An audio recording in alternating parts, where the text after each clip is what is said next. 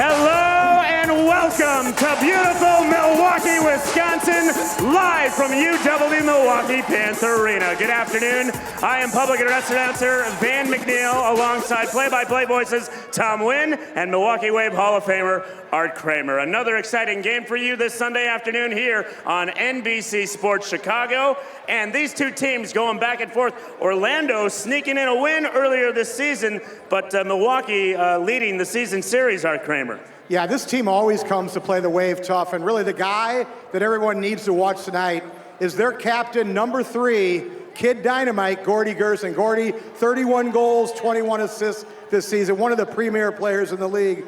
Number 3, Gordy Gerson. And from Park Ridge, Illinois, and a representative of the national team in arena soccer, Tom Wynn. This unstoppable Milwaukee Wave team keeping it exciting Friday with an overtime win. Ian Bennett and then Alex Bradley connecting for the win. This team is nonstop this year, Tom. They are relentless, Van, and that's a product of their effort, the coaching staff, and you know, they're going to keep it going. There's no doubt about it. Still something to play for, even though we've clinched the division title. Going to try to see if we can post the best record possible, and the boys got it going. It's been a very tenacious practice week, a practice session, and really this entire season, Tom, this team has really turned it up. I think, you know, when you go in and you lose the Eastern Conference Final to a team that is so tenacious like a Baltimore Blast, that's our #1 rivalry. You lose to them in a big game, there's nothing better to motivate you. Oh, no doubt about it. They've been inspired all year long, and, you know, again, the key is let's stay healthy down the stretch. We'll keep the eye of the tiger. There's no question about that, and we'll be ready to go. So fitting for our Rumble in the Jungle game. We've got great soccer action coming your way this afternoon on NBC Sports Chicago. We got a lot of fun here at UW Milwaukee Panther Arena. I know you guys are ready at home. Are the fans ready here? Are you ready? We are coming to you live from UW Milwaukee Panther Arena. Kickoff next between the Orlando SeaWolves and your Milwaukee Wave. This is NBC Sports Chicago.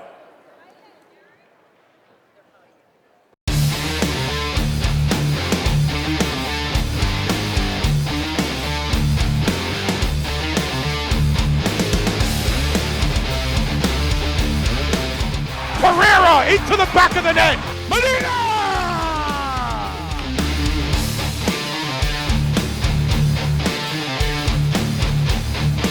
Go for the birthday boy! Goal!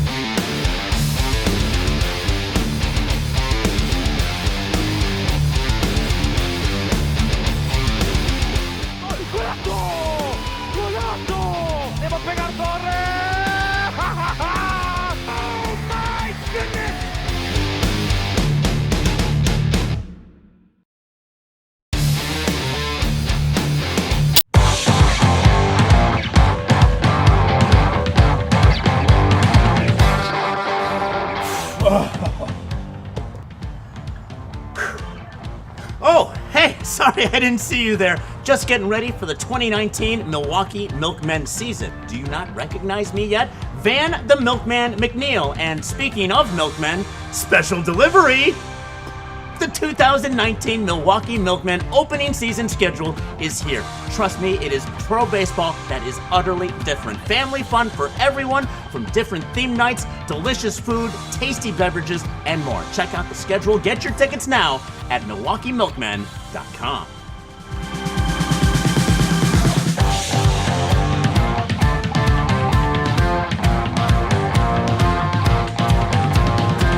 Wisconsin Vision and Heartland Vision. See more life. And in Illinois, visit iBoutique with 7 locations ready to serve you in the Chicago. Where's that noise, Wave fans? Come on, get it loud in here. Let's go. Women and youth. Where are you, Wave fans? Come on. The Bronze Fawn says thumbs up in Milwaukee. Van McNeil says let's get it going. Milwaukee Wave and the Orlando SeaWolves underway here from Panther Arena in downtown Milwaukee, Wisconsin. Tom went along with the Wave Hall of Famer Art Kramer. And we should see a very entertaining game today. Nothing really at stake for the SeaWolves, but sure, Art, they want to show up, give a good account of themselves. Last time, Wave blasted them 13-2 here when Orlando was operating on short rest from a game the night before in Kansas City. At least now they got a day of rest in between. So again, I'm sure Tom Traxler and company want to put on a better show here today.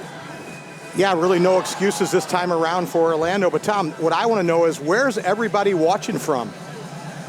Well, of course, we have our fans right here in the city of Milwaukee, Milwaukee County, the state of Wisconsin. Also down in Orlando, Orange County, as Gordy Gerson comes in and a little chip and a score just like that. And those fans in the state of Florida are going to be pretty excited about that fast start for the SeaWolves. They lead it 1-0, and that is a harbinger for the rest of our viewing crowd in the United States, the North American continent, the planet Earth, the International Space Station, and worlds beyond. Gerson with his 32nd of the year, and very nicely done. Well, Gerson was in worlds beyond and behind the Wave defense. Both Marcio Leite and Chad Vandergriff lost number 3 Gordy Gerson, and a clinical little finish that time by number 3 to Port Orlando on top early on. So Gerson, the SeaWolves leading scorer, 4th in the league overall coming in, 4th leading goal scorer as well. That's his 32nd of the year. He also has 21 assists, 53 points total. That wasn't very nice of Gordy Gerson, Tom, to not allow you to get your full shtick in there. Well, you know, he's an agitator to the opposition, whether you're on the field or not. He's a love-hate guy. Love him if he's on your team, hate him if he's the opponent. They've got another guy like that named Derek Huffman, number 9, who huffs the stuff. He seems to evoke those same emotions. Here's Lemos with it here for Milwaukee. Josh did not play Friday night in the Waves' thrilling 8-7 overtime victory in St. Louis. Rafa Diaz got the call there. Rafa again coming up big, as he usually has for the Wave when he spells Lemos. But Josh, one of the premier goalkeepers in this league, 13-0, leads the league, of course, in win percentage at 1,000%, as R-squared, where Robert Renaud takes a shot that's blocked out of bounds, corner kick for the Wave. Josh, second in goals against average, 3.53, just behind the league's leader, Boris Pardo of San Diego, and 5th in the league in save percentage, I should say, at 725. Off the restart, shot fired in and blocked out by the SeaWolves defense. Marcio Leite trying to dig it out, and he draws the foul. I believe that may have been Gerson with the block shot. So Gordy, Kid Dynamite, doing it all early on for Orlando. Off the restart, Ian Bennett, follow-up shot, and goal!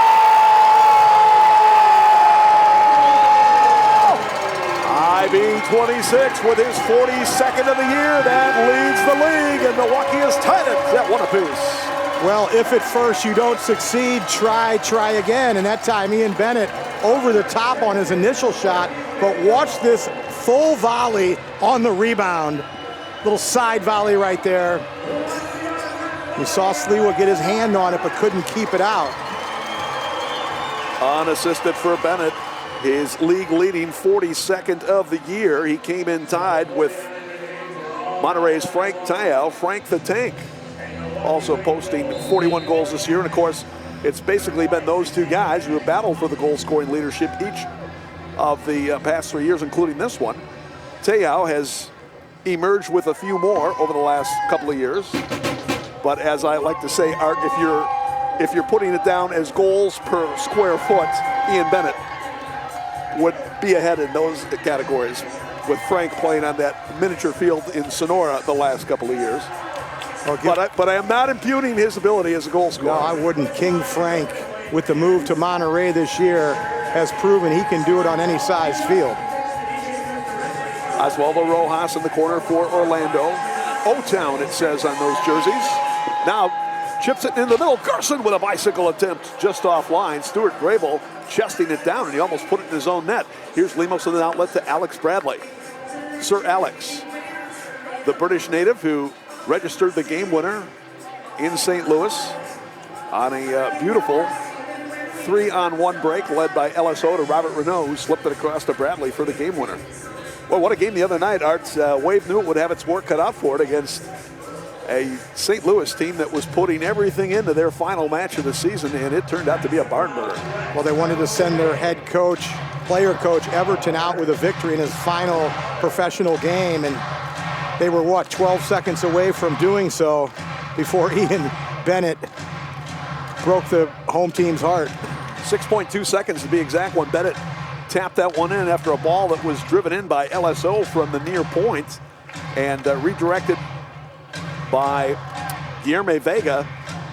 And I think it might have been going across the line anyway, but at that point, nobody's taking any chances, and Ian pounded it in to complete the hat trick. There's Daniel Chamale, who was dumped by Tiago in the corner. You see the official Austin Senni down there. Austin Senni, along with the referee-in-chief of the Major Arena Soccer League, Ryan Sigich, working today's game. Let's check it out one more time on our Wisconsin Vision instant replay. Pretty solid crunch there by Tiago. Chamale looks like he's okay. Way puts it back in, and Orlando able to clear.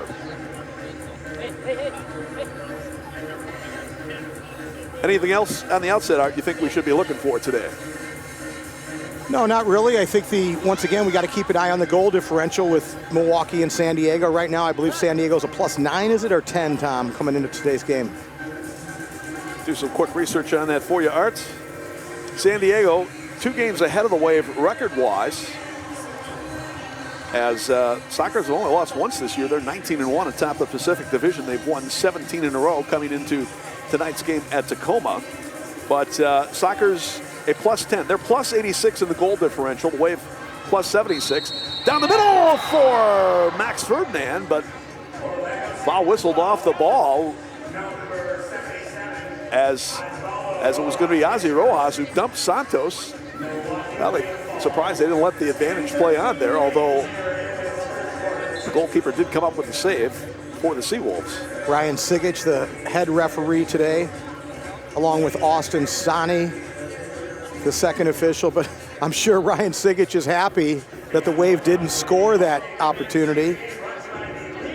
Here's Angel Curiel Chino off the end board, and Jonathan Santos puts it away, and the Wave takes the lead 2-1.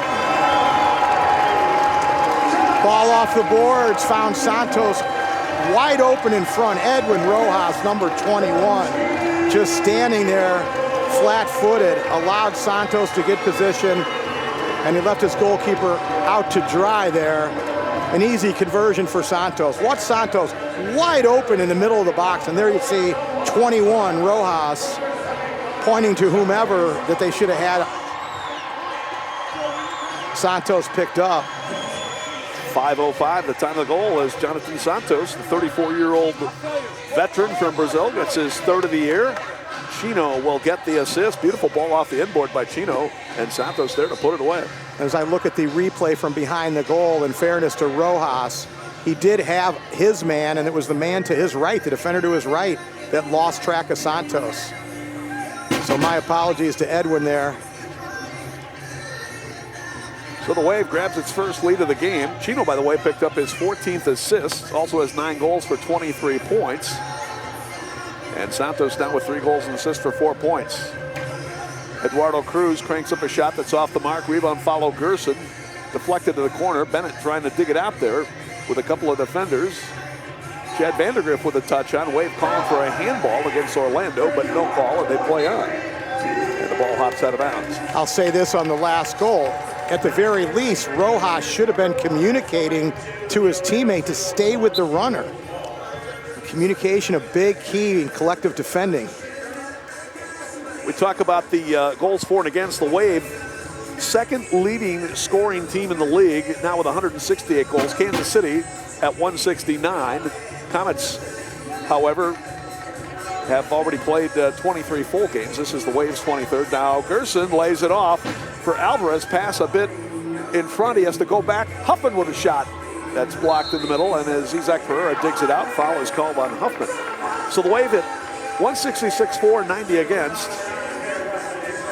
San Diego 154 on the plus side, only 68, a league minimum, given up by the Sockers on the other side. Here's Pereira, top of the arrow, tried to lay it off for Bennett, pass behind him. And the SeaWolves started back.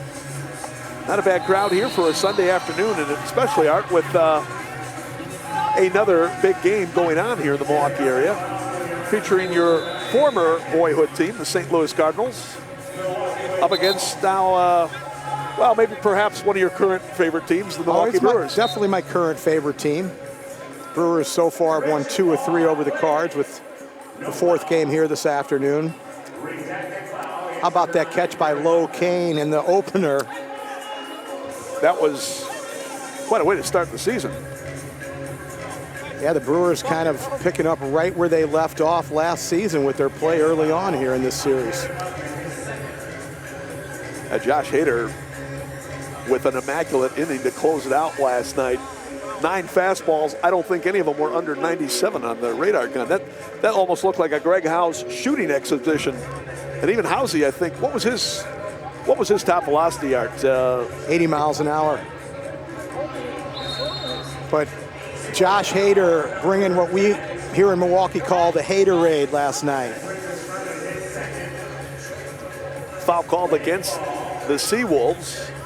And Tom, not to ignore the soccer game that's going on, but the Cardinals and Brewers play 10 times before the month of May.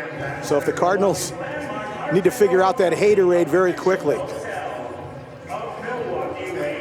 Lemos will chip it into the zone. Bradley plays it back.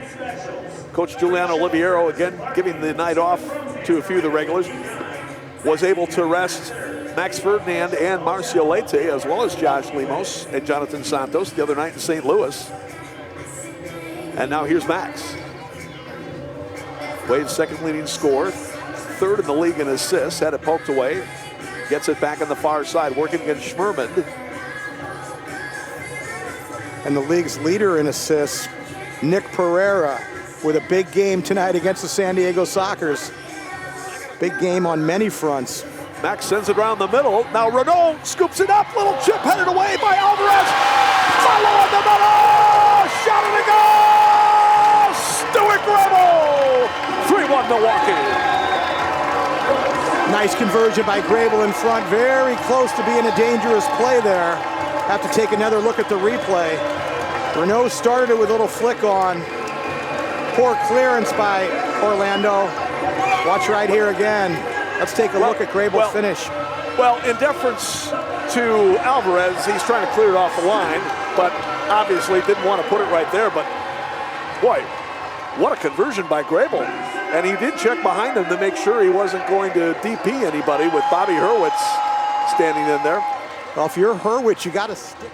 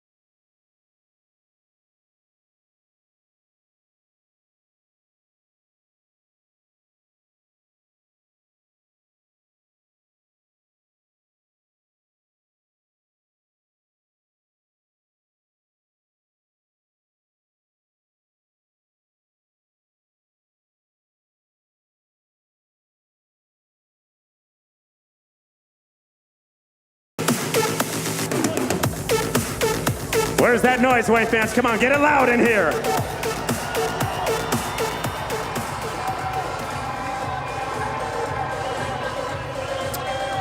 So the Wave with a 3-goal outburst here to grab a 3-1 lead after Orlando initially had scored the first marker of the contest. Gordy Gerson is 32nd of the year, just 52 seconds into the period. But then Ian Bennett with his league-leading 42nd of the year, followed by Jonathan Santos and Stuart Grable, who each scoring their third, respectively.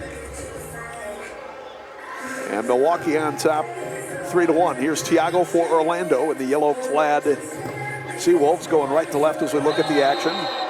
Edwin Rojas on the follow with a none too subtle put down on Isaac Pereira. Foul is called. Back comes Milwaukee. Marcio looks across for Jonathan Santos. Playing off the inboard in front. He's not going to run. Couldn't quite get it. Almost making the connection there. Now Marcio to Bradley, trying to maneuver through a couple of defenders. And as he's falling down, he got a shot off that was turned away. Gerson starts it back. Good hustle back by Pereira to knock it away. Back comes Marcio.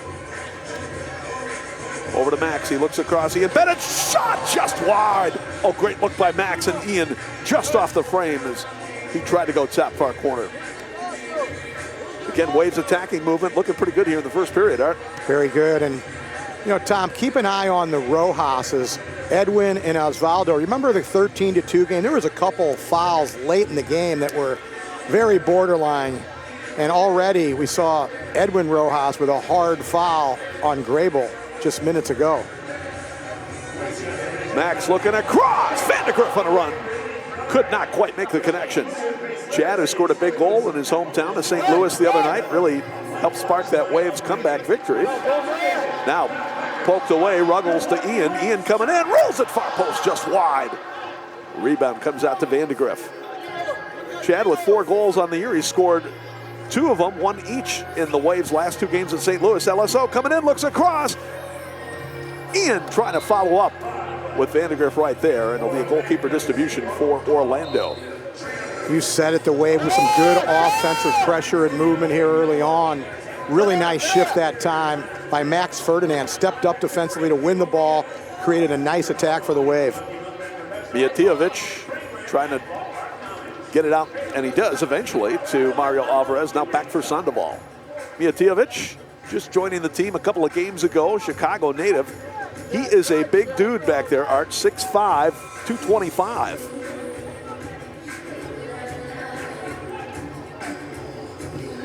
Osvaldo Rojas, their second leading scorer, puts a shot in, broken up. Marcio tries to free it up for Robert Renaud. Robert with a nice spin away from the pressure, plays it up ahead. Now Isaac trying to come in, good hustle back by Alvarez, but he puts him down, and the foul is called. Mario Alvarez, oh, go ahead, Art.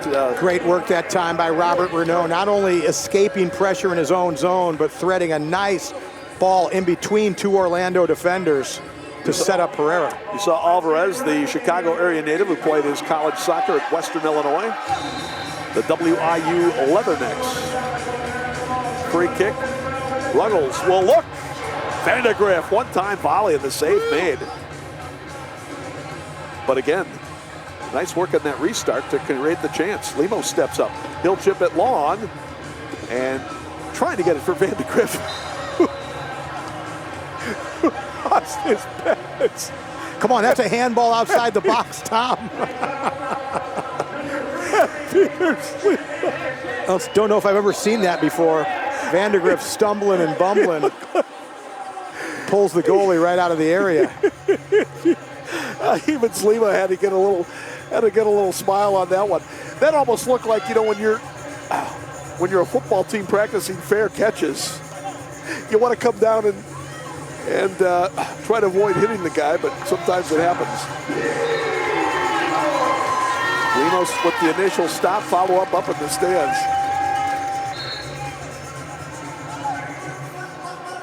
Lemos, the Ontario native, comes up throwing. Headed out of bounds by Daniel Chamali, another fellow Ontarian. Here's Hans Dennison. Hans looking across. Trying to set up Bradley. Crosses over, but the shot is just high. Hans getting some run today. He has only appeared in 2 other games this year, has 1 goal. Alex was waiting on that pass to get there seemingly forever. Great first touch that time by Alex, then fired it high. Milwaukee working the position as they go left to right. Now Max will touch it back for Chamali. They make the exchange. Pass deflected. Max gets it back. Chamali coming right down the middle, lays it off far side, and a little chip is up. Oh, Daniel had the right idea, but the pass behind Dennison, and Hans still almost able to chip that one into the net. Good hustle back by Grable to cut it off. 2:22 left to go first half, and other than that opening goal by Orlando, it's been all Wave here in this period. Wave up 3-1. It could easily be 5 or 6 with all the chances the Wave has had. Well, Peter Sliwa has seen a lot of this year. Not the most stout defense playing in front of him. This is his 11th start, 12th appearance, 3-6 with an 8.30 goals against average and a 55% save percentage. Peter coming over to Orlando after spending the last 2 years as the primary goalkeeper with the Florida Tropics. Just across the states in Central Florida. Sandoval tried to track that one down, but could not keep it in play. So the Wave will play it in. Really, Orlando's troubles this year have come on at home. They're not a bad road team, 5-6, but only 3-7 at home. There's only one team in the league with fewer home wins than Orlando, and that's Turlock. Isaac Pereira has that one deflect out of bounds. Orlando will put it in. Here's Hurwitz. Hurwitz, one of 8 guys, I believe, who were teammates last year with the Cedar Rapids Rampage. And maybe that's it, Tom. They just needed to paint the football lines on the field in Orlando. They would have played better. Yeah, like the old turf in Cedar Rapids. They're disoriented without seeing those lines on the turf. Well, everybody except for Gerson, I guess you'd say. And Osvaldo Rojas has had a really nice season as well. Yes, he has. As I mentioned, second leading scorer. 22 goals, 8 assists for 30 points coming in. There's Edwin Rojas, no relation. Nudges it back to Sliwa, outlet Alvarez. Orlando trying to come down 3-on-3. And there's Osvaldo crossing over, and a good step up by Chino to make the block. Whoa, and as they go shoulder to shoulder, foul is going to be called. And is that Robert Renault who got dumped? Let's go shoulder to shoulder here. Santos and Rojas. Oh. And then Jonathan a little bit off balance, but looked like he got his hands in there to brace himself before he hit the boards. Sure hope so. And you saw Jonathan's got his right hand or right wrist wrapped up. Boy, Jono, who has taken his share of knocks this year, was looking great here so far today. Already scored a goal and showing some spryness in those 34-year-old legs. And nothing malicious there. Good shoulder-to-shoulder challenge, although you see Jonathan telling Ryan Sigich that not too impressed with only a foul being called. Hopefully he's going to shake it off. Jonathan in his second tour of duty of the Wave after playing his first 6 seasons in Milwaukee. Spent a couple in Cedar Rapids and now second year back with the Wave. Shoulder to shoulder, Tom, only the strong survive. That time Santos got the worst of that challenge with Osvaldo Rojas. Osvaldo, he's a big guy and he's got a big upper body as well. So if he lays a hit on you, you're going to feel it. Wave played it back to the SeaWolves, but Milwaukee gets it back. Now Marcio trying to spring Pereira along. Orlando gets it back. There's still time, 8 seconds to go. Alvarez fires a shot, save made, and Limo's able to cover up with Gerson at the doorstep. And that's the way the first period will end. So Lemos with a big stop there in the waning seconds to preserve the 2-goal advantage for Milwaukee. Great first period here in Milwaukee. As you take a look at the closing moments, you're watching Wave Soccer on MASL TV. My life's special moments? They've always had one thing in common. Eyewear from Wisconsin Vision. For over 40 years, Wisconsin Vision has been keeping my world in focus. When it comes to my eyes, there's no one I trust more. Now, it's time for the next generation to learn the Wisconsin Vision tradition. Call to schedule a $49 eye exam and ask about $100 off a complete pair, frame and lenses. Wisconsin Vision. See more life. The Ambassador, Milwaukee's landmark Art Deco hotel, is the official hotel of your Milwaukee Wave. Beautifully renovated and seamlessly appointed with every modern comfort. The Ambassador offers a bridge between the city's legendary past and its cosmopolitan present. A stay at the Ambassador is a stay at a warm, gracious home away from home, served by true ambassadors of hospitality. The Ambassador Hotel, the official hotel of your Milwaukee Wave.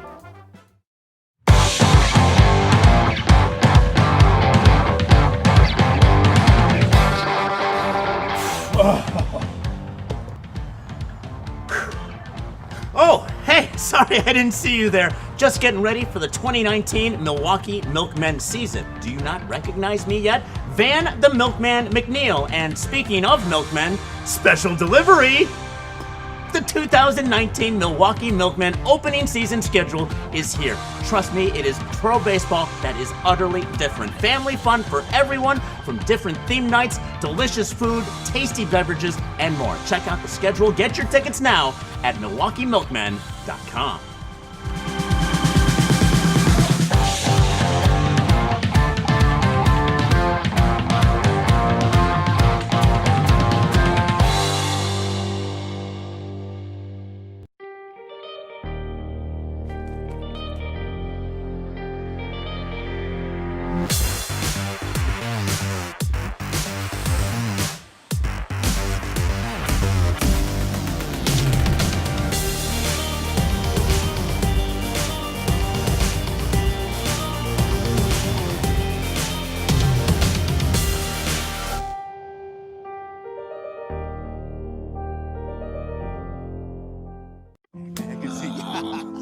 What did I get from my father? His spirit. I got his warmth, his understanding. What did I learn? His passion for helping others was for me everything I was meant to be. While every agent's story is different, the promise is still the same. You're in good hands with Allstate. Much better bargain. One more game to go during the regular season here at the Panther Arena, and at least two more, including the playoffs, and both will feature the Kansas City Comets. Wave has already clinched the top spot in the MASL South Central Division, and they will be hosting the second place Comets, who clinched second place this past weekend. Wait, the Waves playing the Comets in the playoffs? Man, that doesn't happen very often. Only the 8th time in 9 years since the Comets returned. KC did not make the playoffs last year. That was the first time in 8 seasons the Wave and Comets did not meet in the playoffs, but can't go more than a year without those two teams playing again. So, tell you, a very spirited playoff series last year between the Wave and Cedar Rapids. Both games going down to the wire. Absolutely it was, and the Wave pulling out a couple of one-point victories to move on to the Eastern Conference Final, where they eventually lost to the Baltimore Blast, who went on to win their third consecutive MASL championship down in Mexico. In that series, Wave and Cedar Rapids, Kid Dynamite Gordy Gerson, 10 points in 2 games against the Wave. Yeah, he was relatively unstoppable. Milwaukee in the black uniforms, going right to left on the black turf as we look at the action here, starting the second period. Gerson had the goal as Ruggles comes through off the nice little dish from Renault, shot off the mark. Gerson scored 52 seconds into the first period to put the SeaWolves on top. Now takeaway, Renault, shot a goal! As Robert converts on the sliding effort off the steal and pass from Drew Ruggles, and Milwaukee leads it 4-1. So now Bennett, Santos, Grable, and Renault, 4 straight for Milwaukee to take control of this game. Sometimes you get rug burns that you don't mind getting, and that's one of them. Watch Renault extend himself, and a tremendous finish after a ball by Ruggles that was a little bit out in front of Robert, but he made the most of it with a fantastic finish.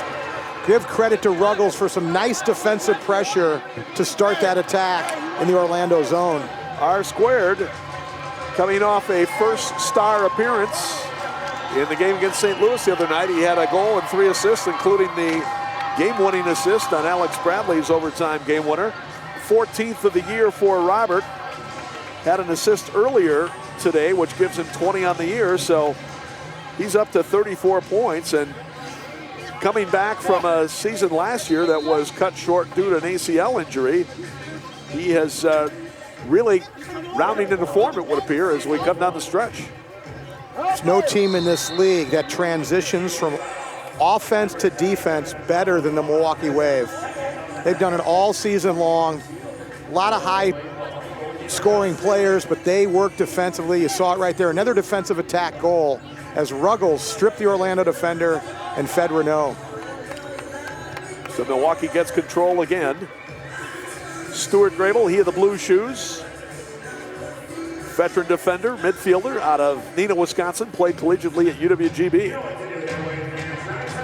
He and Drew Wiedebach and Tenzin Rampa, the Wisconsin natives, represented on the Wave.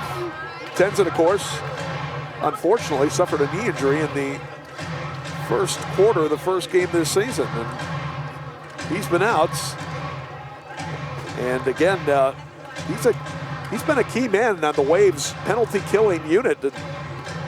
Not that the Wave has done too bad in penalty killing this year, Art, but definitely a facet of the game I'm sure they'd like to improve here coming down the stretch. I think in all the areas of the game, that would be one on special teams, and you're right. That would be the one area right now of concern if you had any for the Milwaukee Wave.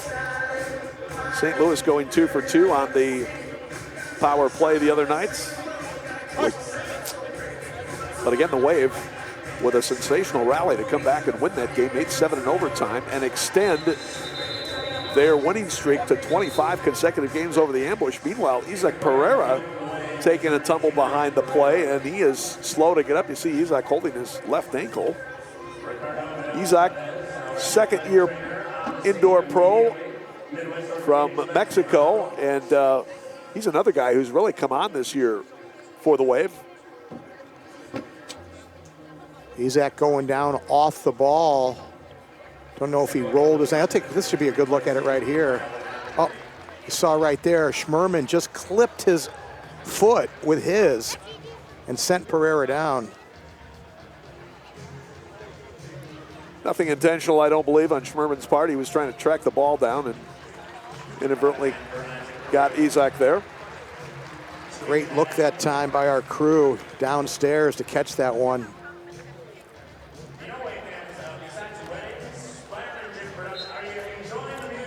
So the Wave, with one more game left after today, they will be hosting the Kansas City Comets here on Sunday, April 14th in a 105 contest. Call the Wave office for tickets, 414-224-WAVE. You can also order online at MilwaukeeWave.com as Hurwitz is checked off the play from behind by Jonathan Santos. And then Hurwitz took a shot well after the whistle that Josh Libos didn't particularly like. Free kick coming for the SeaWolves as referee Ryan Sigich will back up the defensive wall against Ryan Sigich and Austin Sani working today's game. Ryan, of course, the referee-in-chief of the Major Arena Soccer League. Nice block that time by Marcio Leite on Rojas. Rojas should have hit that with his left foot. He allowed it to come all the way across his body, gave Marcio time to get out to block. One other game going on as we speak right now. Big one in Utica today as far as who may finish in first place in the East Division. And the Utica FC has just scored on their home turf to send the crowd into a frenzy at Adirondack Bank Center. They lead the Baltimore Blast 2-1. Utica entering that game with a one-game lead. They're 16-6, Baltimore 15-7. Alvarez. It's a shot that's just wide. And City FC has been one of the real feel-good stories of the league this year, what Tommy Tanner and his crew have done over in that building. It's been fantastic. A lot of energy, the blue turf, as you spoke of. And their marketing and promotions have been really good as well. You ever seen any of the commercials with the Mohican Warrior? Yeah, that's great tremendous. Ones. Elliot Foskey, one of the greatest hairstylists of all time. Well, had one of the greatest hairstyles. I would assume if he's doing his own hair, he must be a great hairstylist as well. But I know he was one of your favorites, Art, going back to the day. And the sensational job in the commercials. Here's Bennett trying to run with an O. Ian lays it across. Robert now trying to get an angle. Send it to the middle. It's cleared out, and that did not go out between the corner flags. So we got a top-of-the-arc restart coming. Nice job by Ian to play that ball early across to Robert and see if they can make something happen. All right, let's check out the restart. Max will come up, hammer, shot, and goal! Full 90 with a postage stamp, and Milwaukee leads it 5-1. How long have we been calling for this, Tom? Shoot direct off the top of the arc. And that time, Max Ferdinand saw a little bit of space, and as you said, postage stamp right there. Watch again. Let's take an eye on the Orlando wall. You see it, number 8, turn sideways. Thiago Freitas, look, watch him once again. Watch his body, number 8, turning sideways, just enough space for Max Ferdinand to find that corner. You got to stand strong when you're in the wall. A wall is only as strong as its weakest link. Or is that a chain? Well, either way. Walls, chains, I've said it how many times over the year, Tom. Walls don't move, and if they're moving, get out of the building, quick. Max with his 15th of the year. Keith Tozer and I, we used to say it to the players all the time. Listen, we're not going to call it a wall if you're going to move, because walls don't move. If you're going to call it a wall, if you're going to say, let's make a wall, then be a wall. Don't move. And you saw number 8 that time, Freitas, turn sideways. That's all Max Ferdinand needed. Joshua Sandoval called for a foul otherwise. And the Wave will bring it back. I've said it many times too, Tom. Listen, Freitas, take a 95-mile-an-hour fastball in the midsection. You won't move for a soccer ball then. Come on. And when they get hit, they're supposed to act like they're not hurt either, right? In baseball, you get hit, hey, be a man, go down to first base. Don't let the other team see that you're hurting. Gerson steps in, launches toward the empty net, and he's just off the mark. Good try there by Gerson, though, after a nice play defensively to break it up. They got to tighten that net up behind the goal, Tom. That's a second ball that's gotten stuck back there.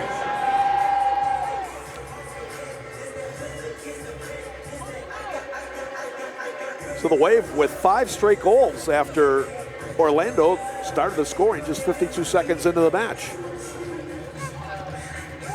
And the way Milwaukee has been going on the attack here, they are not going to be content to stay with that. Here's LSO, drives one through that deflects through the far wall. Hurwitz able to pry it away.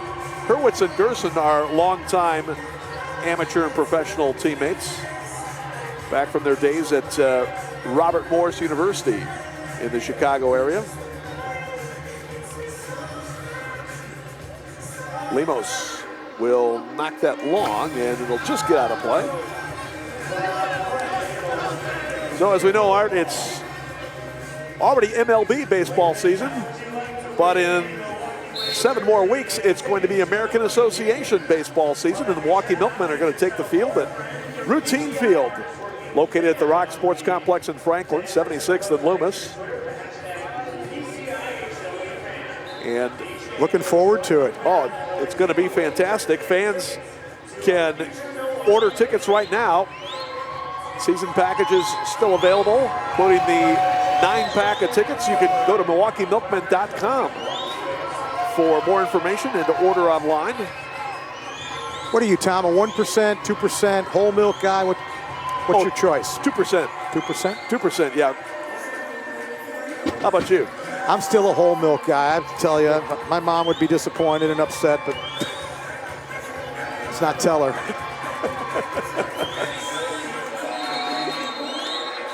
Lemos to the corner, and foul is called. I believe a blue card has been displayed. And I think they might be calling Josh Lemos. 2 minutes for boarding.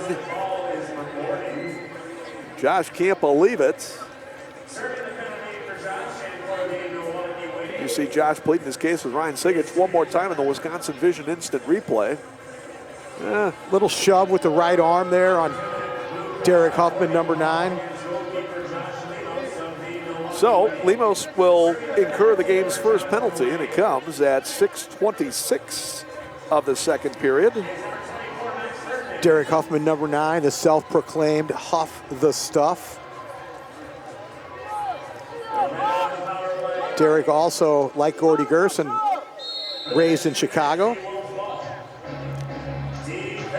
Began his college career at UIC, University of Illinois Chicago, before transferring to Southern Illinois Edwardsville. So Huffman had a little taste of the St. Louis metro area, if you will, down at Edwardsville.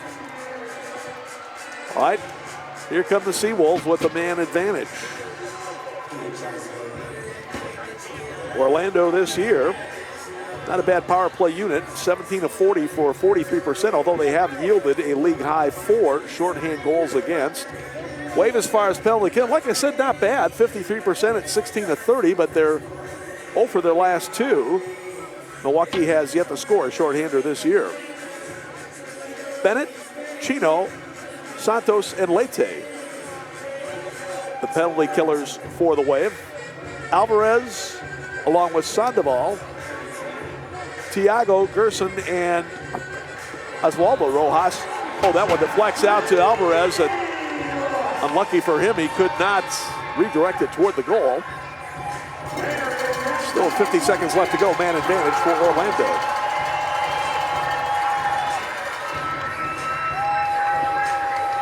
Alvarez will play it back to Sandoval as he moves it to Thiago. Thiago started the year in Harrisburg, came over to Orlando in an early season trade. And he's done pretty well for the SeaWolves offensively. Chino there to knock it away. And Chino well done to clear. That's midfield. 20 seconds left on the power play for Orlando. Good job so far by the Wave penalty killing unit. Now Marcio steps up to take it away. Plays it ahead to Chino, but a little bit too far as Thiago gets it. Just 5 seconds left in the power play. Alvarez shot, deflects, comes a Rojas, shot saved, Lemos! Oh, great save by Lemos in the middle. Marcio trying to come out of there with it. And eventually gets it ahead to Max. Max and Ian, here's the IMAX tandem on a 2-on-1. Max coming in, lays it across, but a good play by Sliwa to knock it down. Max gets it back. Turns, faces the defense, looking for Bennett, but Sliwa read the play and was able to gather it in. Good job defensively that time by Orlando, understanding the tendency of Max Ferdinand, who likes to pass. Defender showed him to his left foot, forced him to shoot, and Sliwa with a nice save there. Good defense all around by Orlando. But credit the Wave with the penalty kill.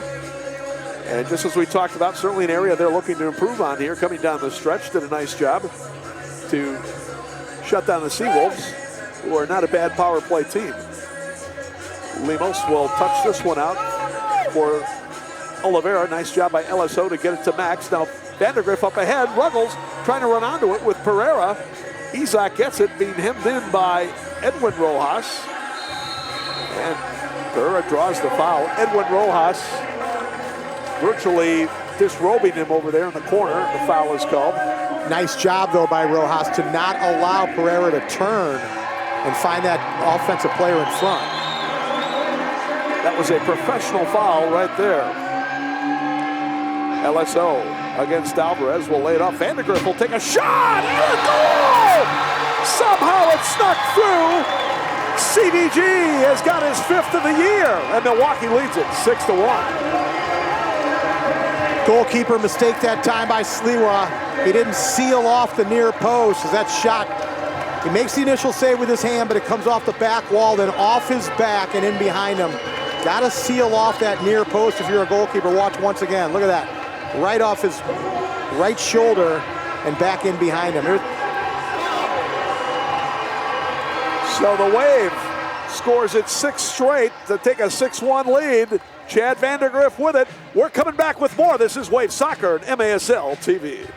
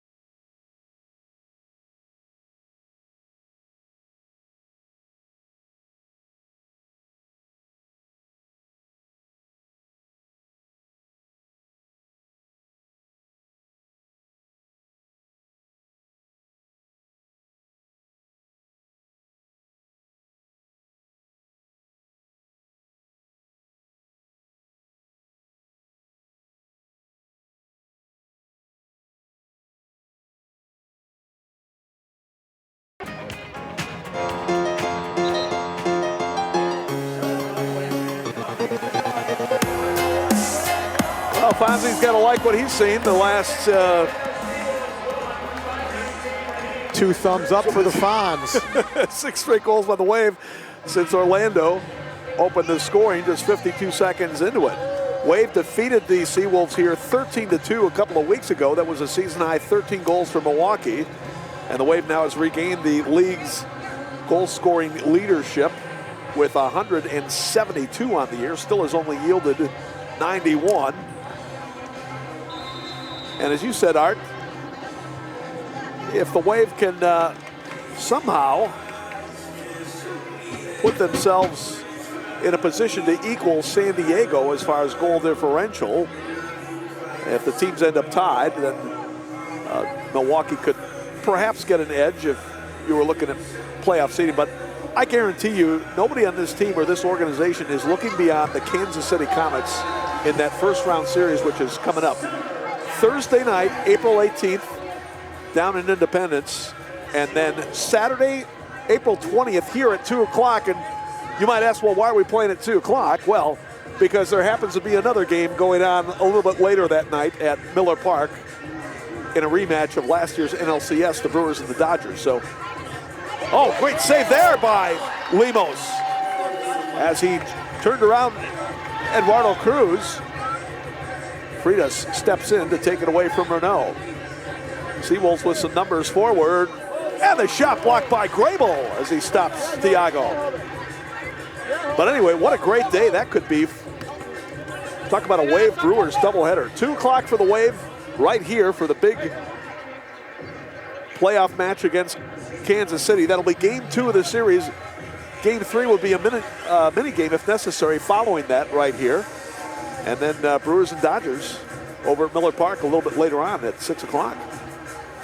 No Manny Machado this year for the Dodgers, though, Tom. Sure, some Brewer fans would have liked to seen Manny return in that game. To express some of their warm wishes, no doubts. Well, we'll get a chance when he comes in with San Diego later on. I still had to kind of chuckle a little bit when our buddy Craig Elston, the fine broadcaster from San Diego, was talking about the Landon Donovan acquisition, and he said, thank goodness we signed him a couple days before Machado arrived in town. Landon listed as probable for tonight's match with Tacoma. So he sat out the last 10 minutes or so of their last game against Dallas, I should say. Normally on the power play, didn't come out. And the report was he had an ice pack on his hamstring following that game. Well, certainly the fans at Tacoma would be doubly disappointed because Landon did not make the trip last time. And I know he was committed to playing this time if he's physically able to, so hopefully he's going to make the scene. They certainly didn't need him against Dallas. My goodness, the sidekicks barely showed up for that thing. 13-3, I believe, was the final score. Well, we Wave fans will be rooting hard tonight for Nick Pereira and the Tacoma Stars with the hope that we could still eke out this best record in the league. But going to need some help from the teams out west. We'll see if Danny Waltman gets back in the lineup tonight. Danny is the only goalkeeper to defeat the Sockers this year. One of the greatest performances of recent times, his 25 save performance to beat San Diego 5-4 in Pechanga Arena back in December. Well, if you were going to pick a goalkeeper you'd want to put in to help you out, Danny Waltman would be a guy you'd want to go to bat with. No question about it. And again, his backup, Sinaldo Cavallo, has done a nice job. How about Sinaldo coming off the inactive list to play for the Stars this year? He had been out at least a couple of years, and he's actually played pretty well, but not quite what Danny Waltman gives you in the nets. We've always said one of the big keys to success in indoor soccer is experience. And so a guy like Sinaldo that's been there, done that, not a real surprise that he was able to come in and be successful. Well, he's got a good team around him. And of course, Tacoma with their player coach Nick Pereira, who definitely a major candidate to be MVP, second in the league in scoring, first in assists. And of course, the Stars going out to sign former Seattle Sounders outdoor star Lamar Nagel joining the team. Speaking of former MLS stars, how about Kevin Ellis bagging some goals for the Kansas City Comets? And again, as we look ahead to that matchup with the Comets in the playoffs, he could be a factor. Talk about Derek Huffman. He stuffs one in just underneath the crossbar, and Orlando ends the 6-goal run from Milwaukee at 6-2. And now Huffman taunting the fans. Not the smartest idea by Huff the Stuff. Taking his shirt off now, flexing. That's Walter Rojas. And now Lemos has some words for him.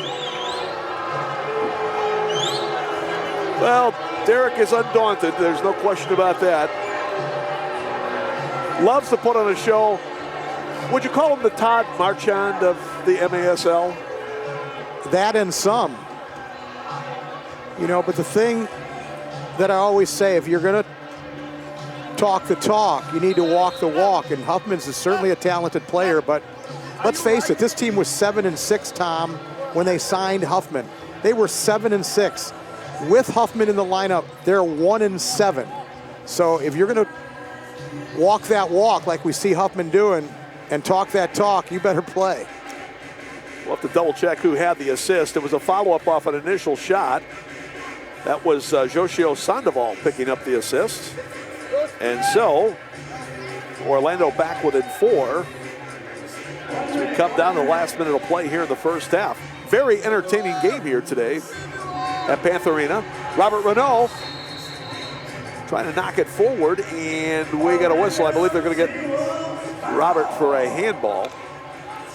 Otherwise, they probably would have let the advantage play on there. Meanwhile, halftime in Utica. It's Utica City 2, Baltimore 2. So they got a good one going there as well. 3 other games today in the Major Arena Soccer League. Busy schedule.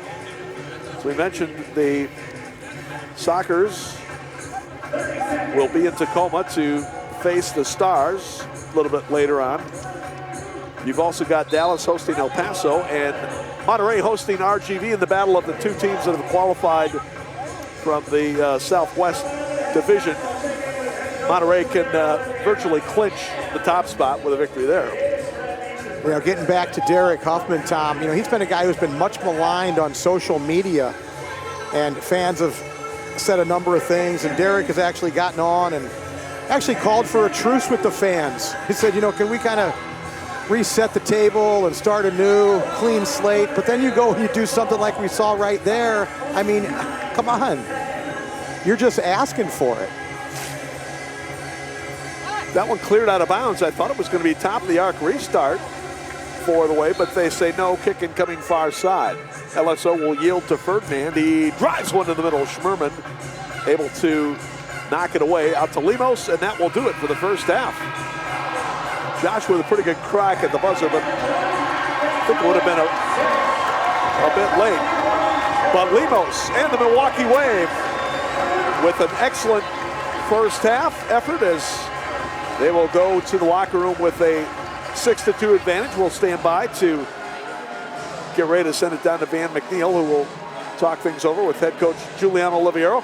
I would imagine, though, Art, Giuliano got to be fairly pleased with the first half action here. Yeah, I think he will be. And you see Tom Traxler and Chris Kokalis out talking with head referee Ryan Sigich. Not sure why the referees give these guys that much leeway sometimes. Well, right. Let's send it down to Van McNeil. All right, the Midwest Orthopedic Specialty Hospital Coach's Corner, head coach Giuliano Oliviero. You got to be happy with what you're seeing. A little shell shock there at the beginning with Orlando striking first? Not really. I mean, that's the indoor soccer in general. You know, sometimes you start well and then you give up a goal in transition. But we responded really well. We've scored 6 great goals defensively for the most part. We've been solid and 30 more minutes to keep this going. Is it really just an enlarged practice session to get into the postseason, or are we just taking this one individually? Absolutely not. I mean, we're here to get better. We're here to prepare for the playoffs. But you know what? We got a lot of depth on our team, and we don't have a playoff roster yet. So guys know that, and guys are really putting the work in, and they want to be in the lineup come April 18th. So still fighting for a position. All right, we'll let you get back in the locker room. Thank you, Coach. All right, head coach Giuliano Oliviero, our Midwest Orthopedic Specialty Hospital Coach's Corner. More Wave Soccer coming up. We're live on NBC Sports Chicago. My life's special moments? They've always had one thing in common. Eyewear from Wisconsin Vision. For over 40 years, Wisconsin Vision has been keeping my world in focus. When it comes to my eyes, there's no one I trust more. Now, it's time for the next generation to learn the Wisconsin Vision tradition. Call to schedule a $49 eye exam and ask about $100 off a complete pair, frame and lenses. Wisconsin Vision. See more life.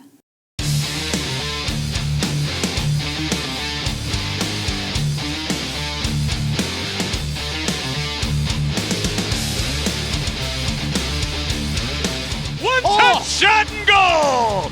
That was arena soccer perfection.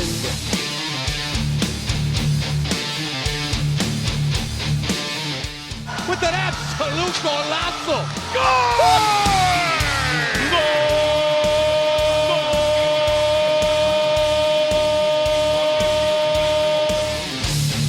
As good a goal as you can see.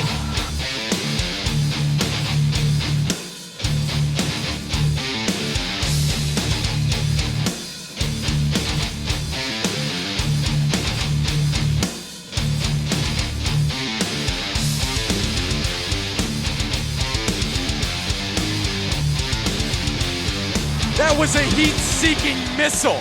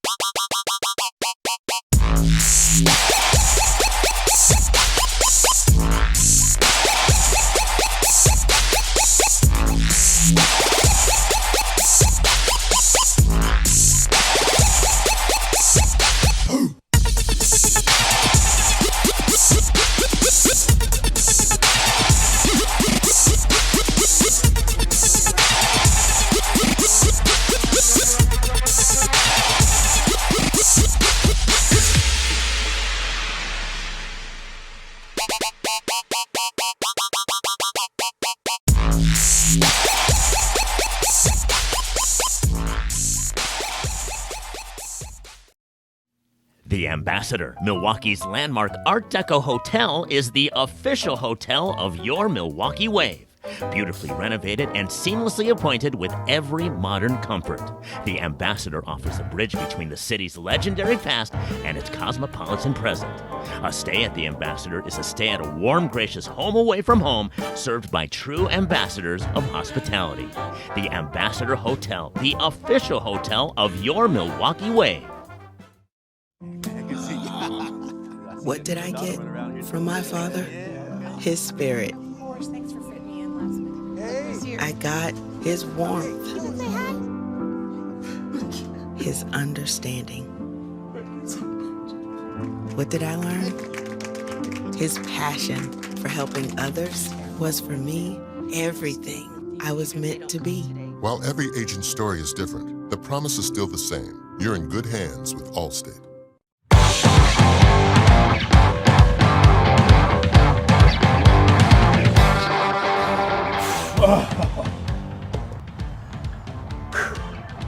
Oh, hey, sorry I didn't see you there. Just getting ready for the 2019 Milwaukee Milkmen season. Do you not recognize me yet? Van the Milkman McNeil. And speaking of milkmen, special delivery! The 2019 Milwaukee Milkmen opening season schedule is here. Trust me, it is pro baseball that is utterly different. Family fun for everyone, from different theme nights, delicious food, tasty beverages, and more. Check out the schedule. Get your tickets now at MilwaukeeMilkmen.com.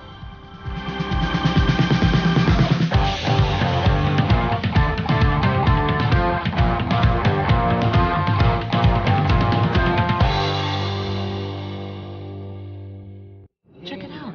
Hey, we could go down this water pond. What do you think? So beautiful. You want some?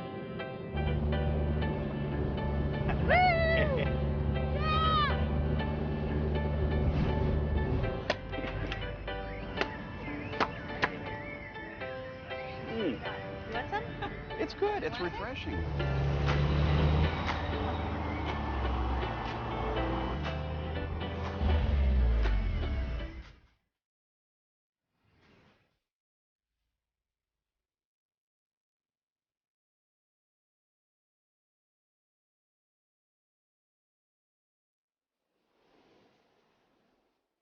This is what our version of financial planning looks like. Tomorrow's important, but she's only 7 once. Spend your life living. Today's the day. Find an advisor at northwesternmutual.com. We had a vision of creating a sports medicine program from the grassroots level, from peewees to the pros. At Midwest Orthopedic Specialty Hospital, we are taking care of athletes and getting them back on the field. Over 80% of the patients that come to see us for sports-related injuries do not need surgery. That really surprises people. We can relate to our patients because many of us have been there. Athletes like to say they give 110%. Well, guess what? So do we.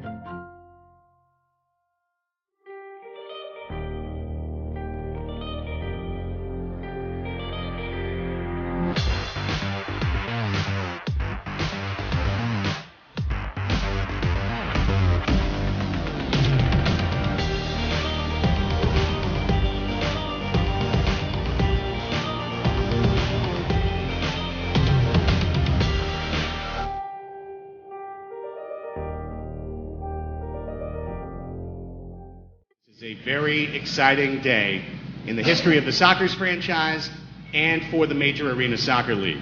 What we're going to be doing here this morning is introducing Landon Donovan to the public. Seated to my left on the dais, we have the head coach of the San Diego Sockers, Phil Salvaggio. To Phil's left, we have the greatest U.S. soccer player, Landon Donovan, who I am now calling Soccer's rookie, Landon Donovan. And to Landon's left, we have our Director of Player Personnel, Cheeky Luna. I'd also like to recognize in absentia our General Manager, Sean Bowers. Sean could not be here this morning. He felt terribly sick with a stomach virus yesterday, had to be admitted to the hospital. Trust me when I tell you, Sean was invaluable in this entire operation. His vision in leading this from concept to reality and his negotiating, we would not be here if not for Sean. Sean wishes desperately he could be here with you this morning, and he passes along his regards. I'd like to welcome to the stage the president of the Major Arena Soccer League, Lane Davis, to offer a statement on behalf of the league. On behalf of Major Arena Soccer League, Landon, I'm very excited to have you play in our league. Phil and the entire San Diego Soccer's organization on putting together such a fantastic partnership. Landon has been a tremendous ambassador of the sport for so many years. Our league is growing. We have 17 teams spread across 3 countries, the United States, Mexico, and Canada. And we look forward to what Landon and the Soccer's organization can do for the entire MASL and bring this sport to another level. Thank you, Landon. Thank you, Soccer's organization. Well, my name is Phil Savaggio, the head coach of the San Diego Sockers. I want to thank everybody for coming today and being part of this. This is a very special moment, not just for myself as well as the San Diego Sockers. The Sockers franchise has been around since '78. We've been an organization that's won 14 championships, and I think he's the guy to bring us to the 15th championship. And that's where we got to be at the end of this year. And with that being said, I'll say, yeah. Welcome to San Diego.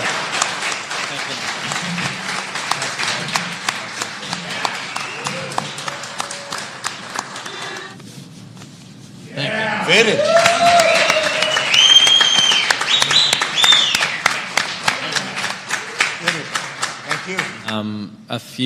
Actually, maybe not even a week ago, I received a text from a mutual friend of Craig and mine and that said, would you like the opportunity or perhaps entertain the thought of playing for the Sockers? And my first thought was maybe this was a joke of some sort, but it became clear that it was a very real question and offer. And I sat down with my wife that night and talked to her about it, and she said, you remember, I don't know if it was last year or maybe the year before when you went out and trained with the Sockers that morning in Encinitas. You came home and you wouldn't stop talking about how much fun it was. And I said, yeah, that's true, but going out for training and playing games is a little bit different. And she said, yeah, but you came home with a smile on your face that I hadn't seen in a long time.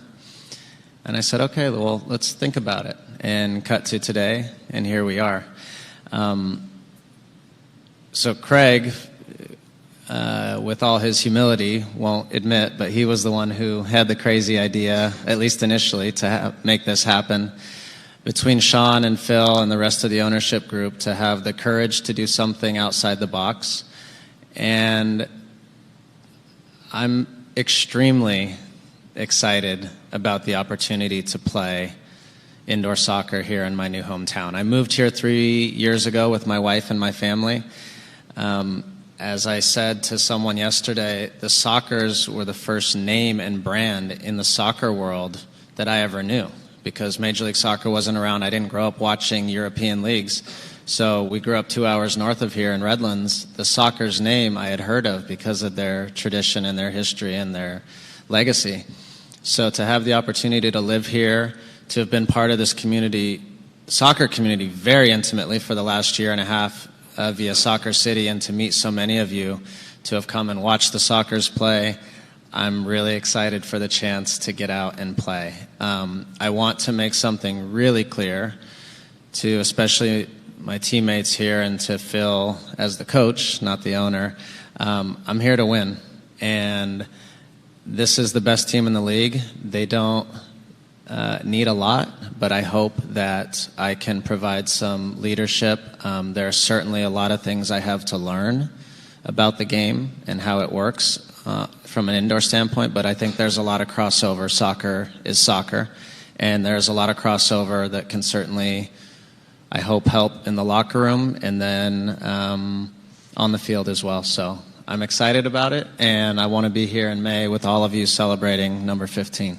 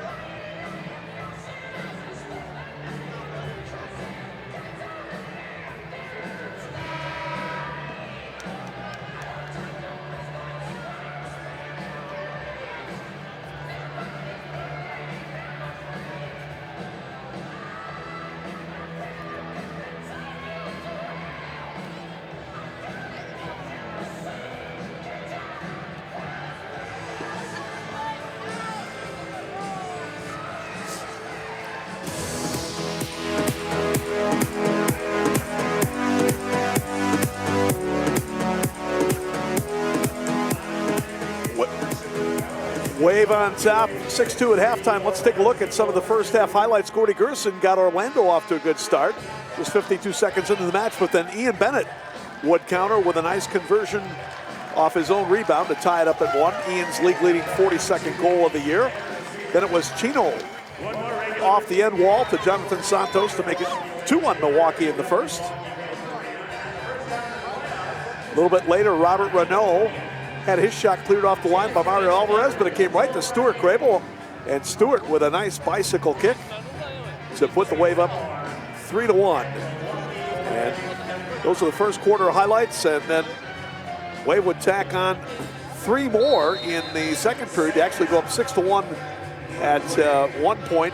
Orlando, however, had the last goal of the first half as fan favorite Derek Huffman tallied his 6th of the year at 13:29 from Joshua Sandoval to make it 6-2. We are underway now with the second half, and it's like a foul going to be called. No. Ball deflected out of bounds. Free kick for SeaWolves, but see a man struggling to get up down there. That's Osvaldo Rojas. And Tom, those highlights were great, but nothing is going to compare to what we saw during the mascot game at halftime when Pounce, the UWM Panther, takes a shot and takes the head off of Brad Beach on his birthday, no less. I haven't seen that since the BYU mascot Cosmo the Cougar lost his head. Well, there's nothing worse than losing your head over a mascot. Especially on your birthday as well. Yeah, in fact, Brad Beach. By a guy named Pounce. Brad Beach had his father, Brad Sr., actually out today. And I'm sure Brad Sr.'s having some word with Pounce backstage. No question. Huffman with a shot. Off the mark. Chino with a nice job to clear the zone. Sandoval keeps it in. And Huffman going to be called for a foul as they were going for the rebound.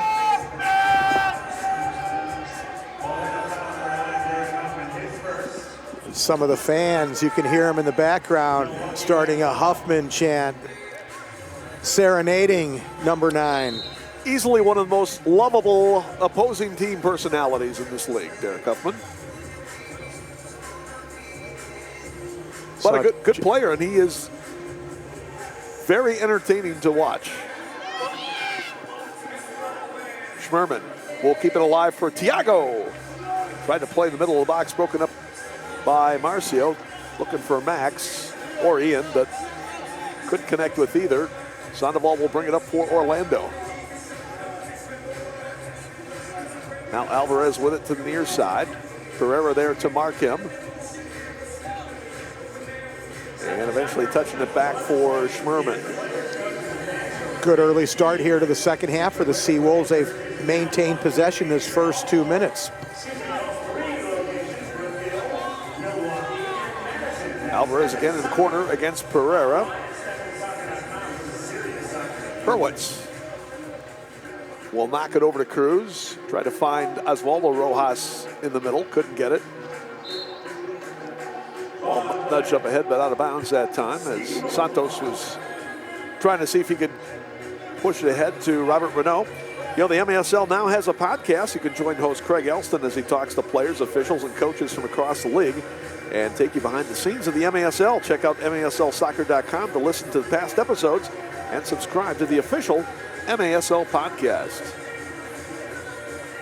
Craig, of course, the outstanding broadcaster for the San Diego Sockers. Him and Nate Abaria, always a very informative and entertaining tandem to listen to when the Sockers are playing at Pechanga Arena. And they've had a great team, certainly to broadcast for this year. Doesn't look like too many shortcomings on the Sockers this year, Art. No, but as I've been saying, they're going to be pressed here down the stretch, these final 4. Tonight in Tacoma, Thursday at Ontario, and they finish up with RGV and Monterey, a tough 4-game finale for the Sockers. So if there's any chink in their armor, it may come here in the final 4 games. That'll be a good test for them, certainly going into the postseason. Sockers at 19-1. They've already clinched the Pacific Division title. The LSO trying to come down the middle off a little touch from Bradley, but he overstepped it. And then as Vandergriff poked it away from Cruz, Chad going to get called for the foul. Thursday night in Ontario, the big matchup with the San Diego Sockers. Landon Donovan and Jermaine Jones go head-to-head. Both, of course, were teammates with the U.S. national team. Well, how about Jermaine acclimating himself quickly to MASL activity, just like Donovan has. Jermaine pumping 4 in against the Turlock Express last night to spark the Ontario Fury to a 12-2 victory. Both Donovan and Jermaine feasting on the Turlock Express. Turlock at 3-19. Shot in, kick save, and a beauty by Lemos to stop Gerson. Now Ruggles plays it up for Bradley. Max on a run near side. Alex able to get it to him. Nicely done. But Wave looking for a delay. Sorry, Tom. Wave looking for a delayed blue card. They didn't get it as Gerson dumped Ruggles behind the play. Renaud looking across. Grable settles Stewart with a shot to go! He's got a place! And I believe on his first multiple goal game as a member of the Milwaukee Wave. And Milwaukee goes back on top, 7-2. Little scuffle going on behind the play, Tom, with Gordy Gerson and a few of the Wave players still who have taken exception to what happened with Ruggles. But Grable, it looked like, passed up the opportunity to shoot it first time, but then recovered nicely to set himself up on the right foot. He made no mistake, beating Sliwa up high. And Grable, the Neenah, Wisconsin native, as you said, his first multiple goal game. Let's take another look. Good look by Robert Renaud to find him over there. And then you see as Naranjo was coming across, nice cut over there. Boom. Well, if you notice from that first replay, Ruggles with a little retaliation on Gerson. Lucky that he didn't get a foul call as he shoved Gerson down as that pass was being made. Now Ian Bennett with the keeper out. Ian, back heel leave. Chino with a shot, but could not get it through. Leva will hook it out to Rojas as they start up. I think it's safe to say, Art, even from up here, you can sense there is no love lost between these teams. And Rojas right there with a bad challenge, and he's going to be sent to the box as he's leveled Renault after the play. The Wave's got to be smart here in this one. Yeah, Orlando playing for nothing other than just pride here, and they've got some guys who can get wound up very quickly. Even Gerson, who is, you know, an all-star and their leading scorer, but has a tendency to be a chronic complainer at times. Yes, he does. And, you know, as team captain, he's not always the best leader by example as far as not barking at the refs or barking at the other team. There's Edwin Rojas, one half of the non-brotherly Rojas tandem. They're going to send Renault off as well and call it incidental minors. So Renault for the Wave, Edwin Rojas for Orlando. They will both go at 4:56 of the third period. And hopefully things will cool down a little bit. Hopefully, but not highly likely. Nothing I would bet a ton of money on. Here is Chino trying to feed Ian Bennett. Ian walking in. Ian touches it back. Chino with the header just high. Oh, great work there, but just a bit high on Ian's return pass to Chino. And Chino probably need a few more inches, maybe an Andre Hayne type of range there to head that one. And Andre, of course, resting today. Oh, Wave almost with a steal there, but Orlando breaks it out. Here comes Oswaldo Rojas rumbling into the midfield area. Now he will back it up for Eduardo Cruz. Teams playing 4v4 after the concurrent penalties to Renault for Milwaukee and Edwin Rojas for the Orlando SeaWolves at 4:56. Oswaldo turning, shot deflected, and Lemos able to cover up. Once again, I can't say enough about the defensive transition by the Wave. Chino with an outstanding recovery run. Wave with a quick restart there as Bennett puts it in. Chino coming to the top of the area, 3-on-2. Max with a drive that's wide.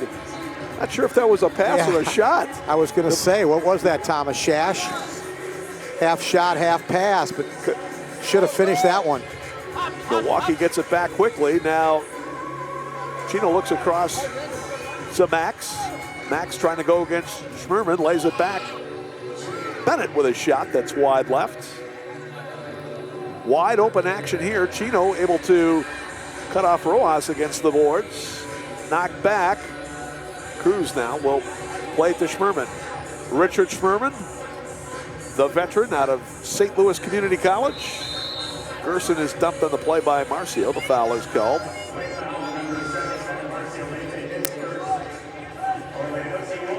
So the SeaWolves will play it in. Again, second last game of the year for the Wave, third last game of the year for Orlando. They will go back home to face Utica and Florida in a couple of weeks from the Silver Spurs Arena in Kissimmee. And that will wrap up their inaugural campaign. Takeaway here, Schmerman comes in with a shot that's high. What do you think about this 4v4, Tom? Well, it definitely creates a little more space out there. Back in the late 80s, early 90s, then indoor soccer commissioner Steve Paxos was thinking quite seriously about playing 4v4. Well, I know a lot of that discussion came from the fact that, of course, FIFA endorses futsal, which is a 4v4, excluding the goalkeepers. I know that was some of the thought at the time. Well, and Commissioner Paxos, one of his thoughts was less guys to have to sign and pay. There's some logic to that. Now Marcio coming up along the board, cut off by Huffman. And the Canton Civic Center Arena was a perfect size to play 4v4, as the Baltimore home venue, Seaco Arena, would be right now. Seaco Arena, you could play 3v3 and they're still be probably appropriately sized for it. Speaking of which, we'll try and get you an update on that game with Baltimore and Utica City. They were tied up at 2 heading into the second half today. Renault going to get called for a foul on Huffman on the battle of number 9s. Wave would like to thank Miter USA for providing today's match balls. Miter, founded in Huddersfield, England, is among the world's oldest sporting goods brands, starting production in 1817. Miter is a proud partner of the Major Arena Soccer League, providing arena-specific match balls to both the MASL and MASL2. In it comes Huffman, trying to get it through to Hurwitz, broke it up. Wave starts it back. Here's Renault. Robert trying to lead the break. 3-on-2, near wing. Isak sends it across, shot and goal! Daniel Shamale! Well, Daniel had his footing mixed up there a bit, but great ball at the post, and he was able to put it in, and Milwaukee leads it 8-2. Orlando appealing for a handball there on Chamali. We'll take another look at the replay, but a well-executed 3v2 that time by the Wave. Well, I'm sure we'll get another look at it when we come back. Daniel Chamali. And here we go one more time before we go to the break. Right off his midsection. All right, Wave leads at 8-2. We're coming back with more. This is MASL TV.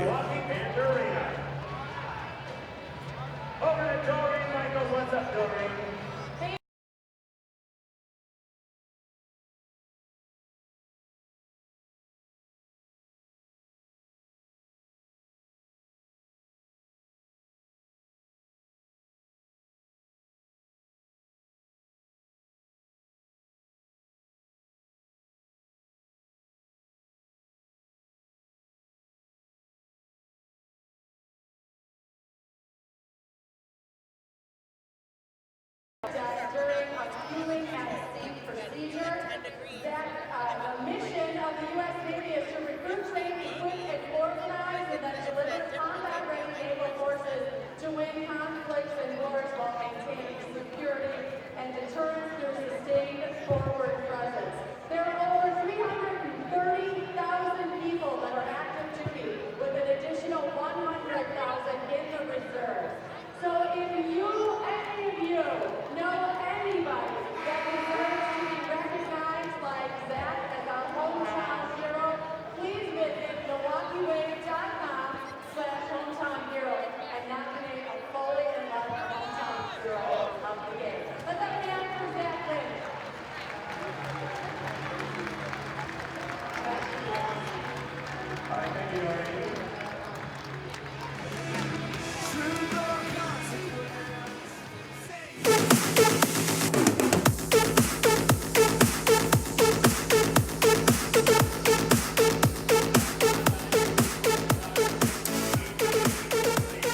So the Wave getting the first 2 goals of the third period to lead it 8-2. Grable at 4:27, his second of the game from Renault, and Daniel Chamali, the latest goal at 8:02, his 6th of the year. Isaac Pereira with his 6th assist. And a good look on our replay art to show that indeed Chamali did not handle the ball till it crossed the line.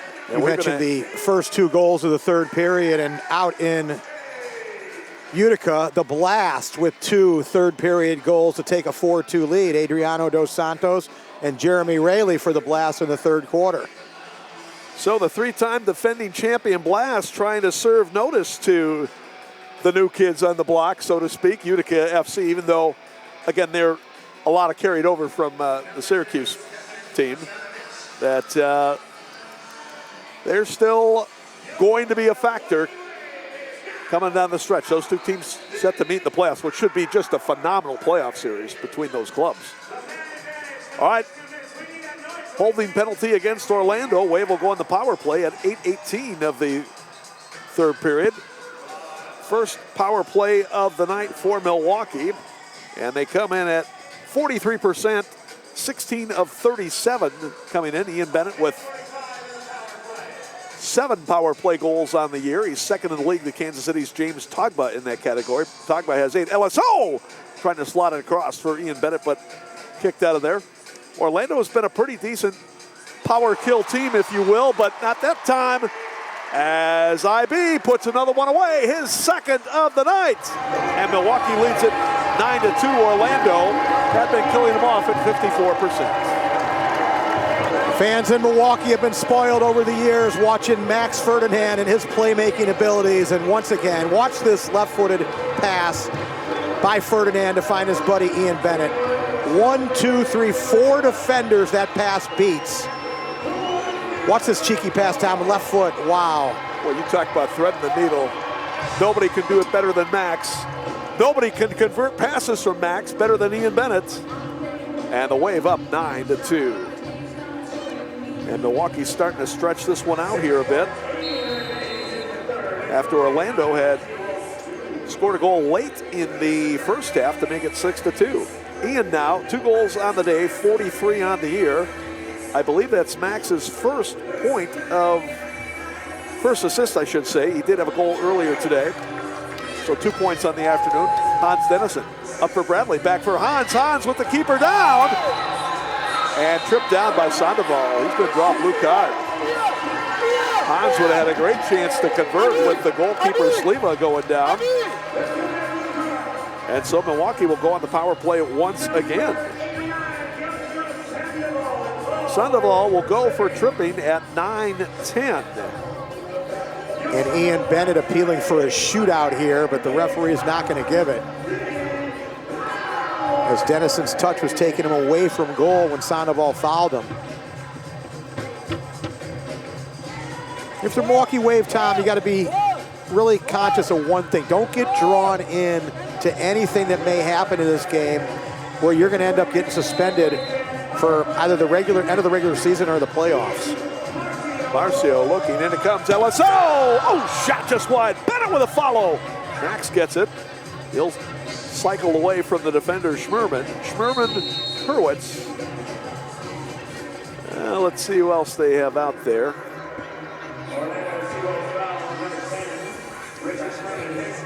Maybe Naranjo and Edwin Rojas, the penalty kill unit.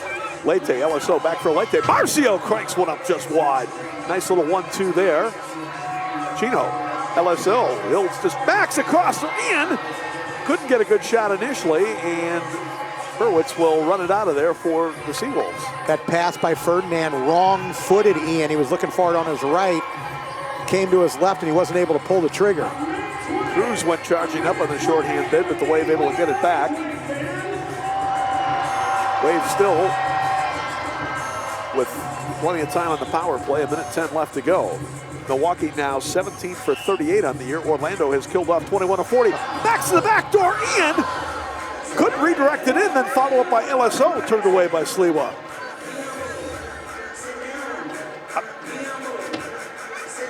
I'm not sure Ian could believe he did go in. Maybe he just should have let it go. Could have gone in. And a quick shorthand restart launch. Schmerman was trying to see if Lemos might be out of his goal a little too much there, but 45 seconds left on this power play. The Wave has done everything on it except score.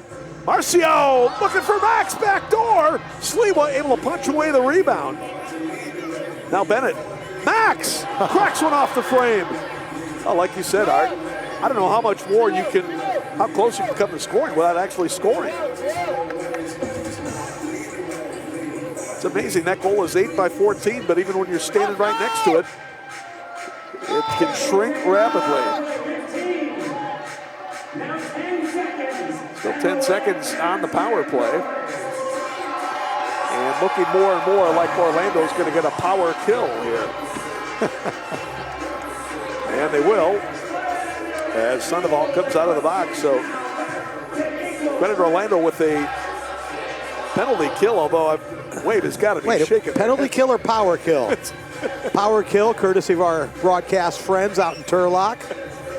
Coined that phrase, the power kill. Like I said, I think that's going to have some staying power. Here's Hans coming down the middle. Oh, he rolls one in wide right. Rebound. Ian Bennett cracks one high. The volume of quality opportunities the Wave is getting here has been substantial, but unable to add another one since Bennett's power play goal at 8:46.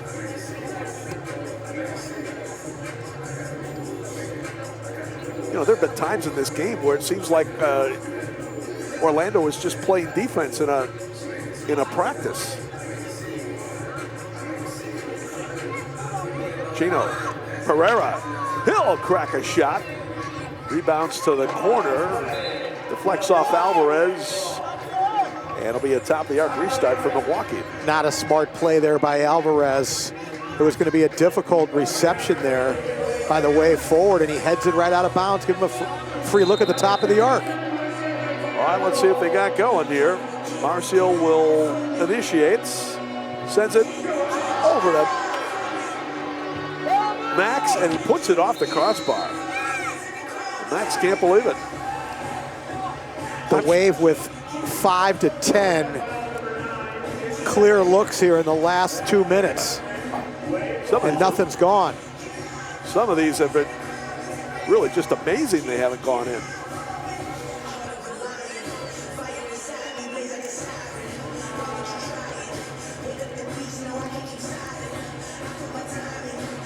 Remember, you're watching the MASL TV on MASLsoccer.com. Catch some of the most exciting live arena soccer action and archives of every MASL game each week only on MASL TV. Well, Ian Bennett would not be denied a hat trick today. He puts it away, and Milwaukee leads it 10-2. A veteran forward against a relatively inexperienced defender in Richard Schmerman. And Schmerman that time allowing Bennett to turn and face goal.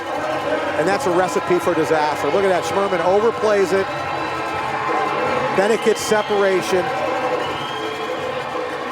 Once again, just keep the man in front of you. Don't allow him to turn. If he does, block a shot. And it's been the lack of attention to detail that has really cost Orlando here defensively today. Josh Lemos with the assists. Josh has got number 5 on the year. I believe he leads goalkeepers in that category. And Ian Bennett with the hat trick, a league-leading 44 goals. So giving Frank Te'o something to think about as he gets set to take the field tonight in Monterey against the RGV Barracudas. Well, I still think Nick Pereira is going to win the scoring title. He's got 4 games left to play, barring injury. Leo Gibson had actually just surpassed him after last night's game. In Florida, Leo was 64 points for the Kansas City Comets. And we'll be seeing a lot of him coming up in a couple of weeks. And then Pereira 1 point behind at 63. Frank Te'o is 3rd with 55. Gordy Gerson started the day 4th with 52, and Ian Bennett 5th with 51. Those are your top 5 scores in the MASL. So it looks like the scoring race may come right down to the end. Don't forget, Wave home to wrap up the regular season here against the aforementioned Kansas City Comets. That's going to be 2 weeks from today on Sunday, April 14th. 1 o'clock game time, and as they host the Comets, call the Wave office for tickets, 414-224-WAVE. You can also order online at MilwaukeeWave.com. Foul along the boards as Naranjo tripped down Isaac Pereira. Boy, Isaac has taken a few spills today. Wave quickly starts in as Orlando was still changing. They got numbers forward. Here's Bradley trying to look at the far post. Delayed blue card coming up against Orlando again. They center for Renault. Sleva clears, and he got hammered down by Renault. And I believe Robert's going to go now, so that will wipe out the other delayed card. You see Sleva looking up at Roberts longingly and probably didn't appreciate that hit. So, we will have concurrent minors occurring at 14:27. I'm not sure Renault got one there, Tom. Well, I thought for sure Ryan Sigich pointed to it, but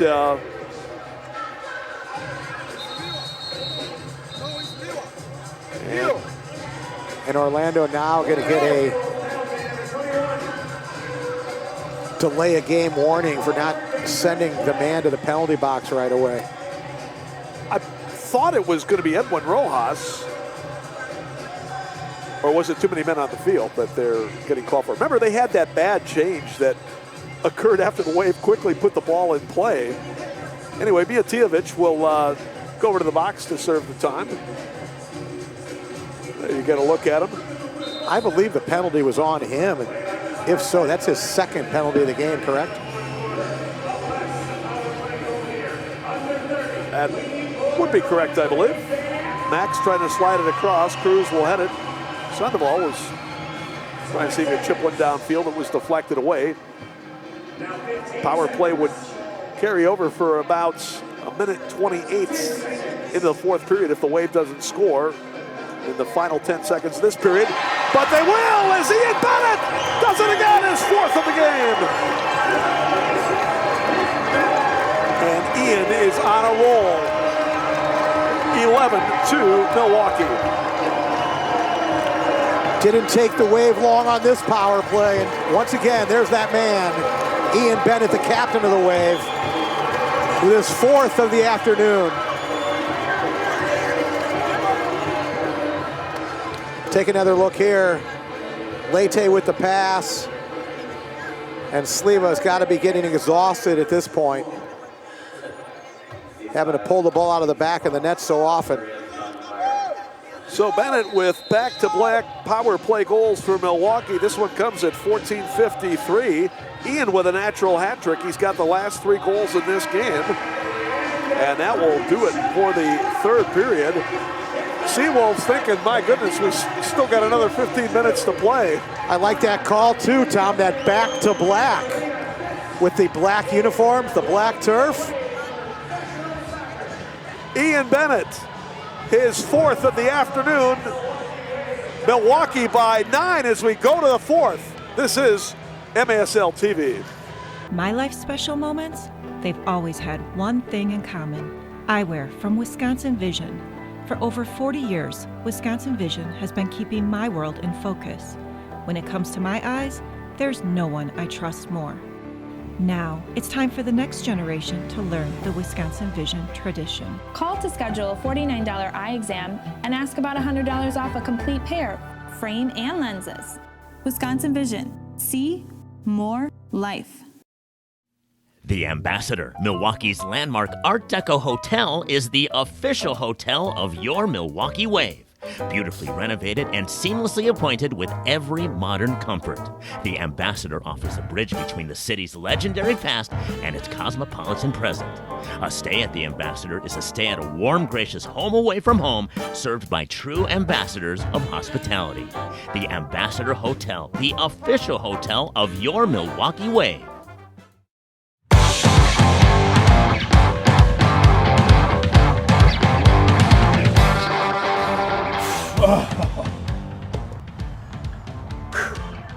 Oh, hey, sorry I didn't see you there. Just getting ready for the 2019 Milwaukee Milkmen season. Do you not recognize me yet? Van the Milkman McNeil. And speaking of milkmen, special delivery! The 2019 Milwaukee Milkmen opening season schedule is here. Trust me, it is pro baseball that is utterly different. Family fun for everyone, from different theme nights, delicious food, tasty beverages, and more. Check out the schedule. Get your tickets now at MilwaukeeMilkmen.com.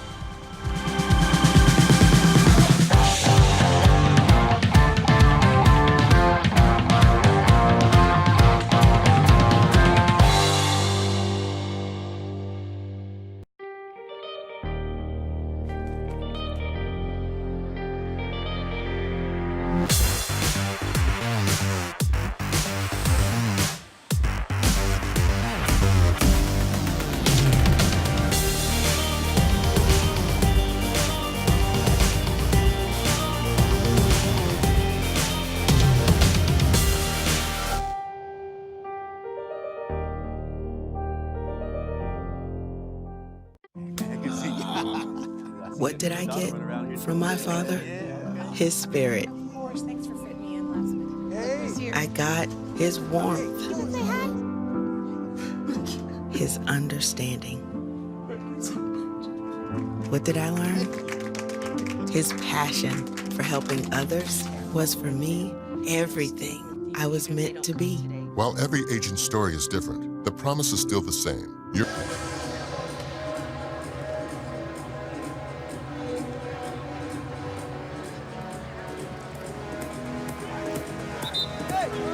just saw the hop streetcar in Milwaukee. The Wave has been hopping all over the Orlando SeaWolves. 5 unanswered goals in the third period. They leave it 11-2. Tom went along with the Wave Hall of Famer Art Kramer.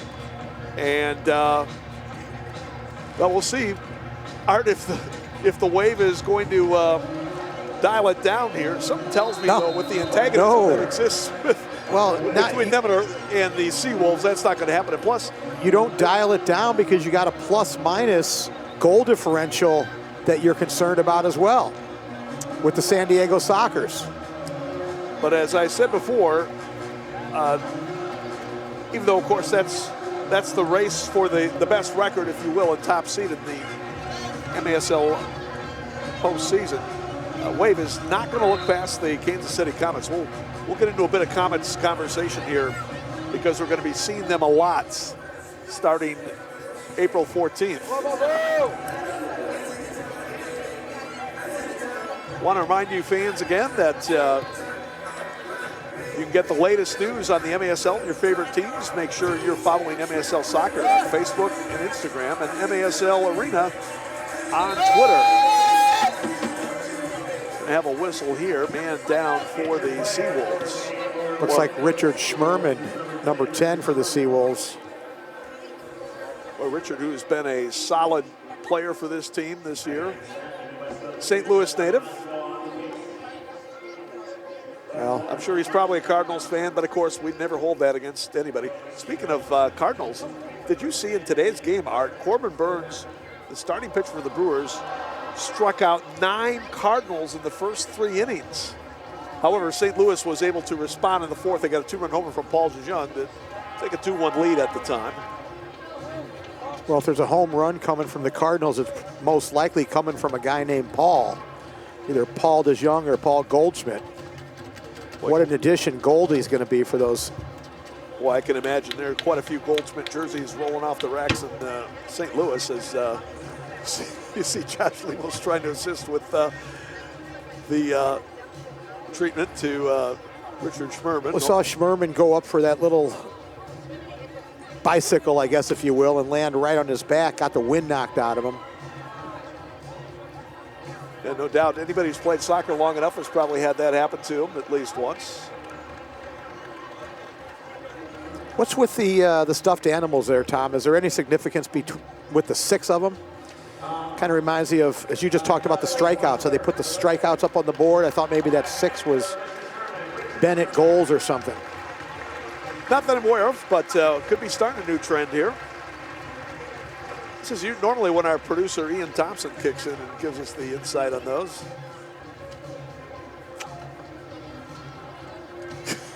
And Ian just let us know that he's got no clue about what that was. Just a bunch of little stuffed animals up on the railing.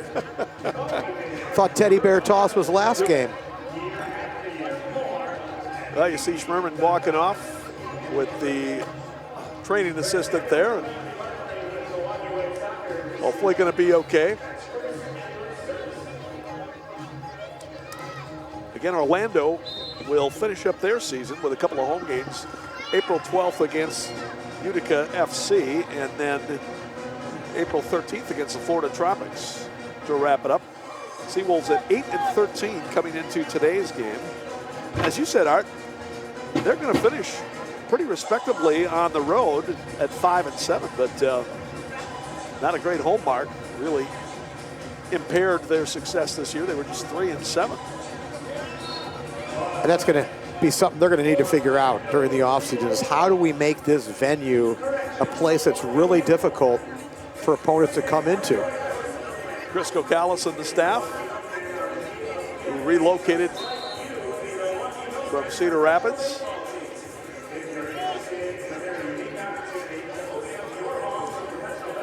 Lemos under pressure finds Marcio.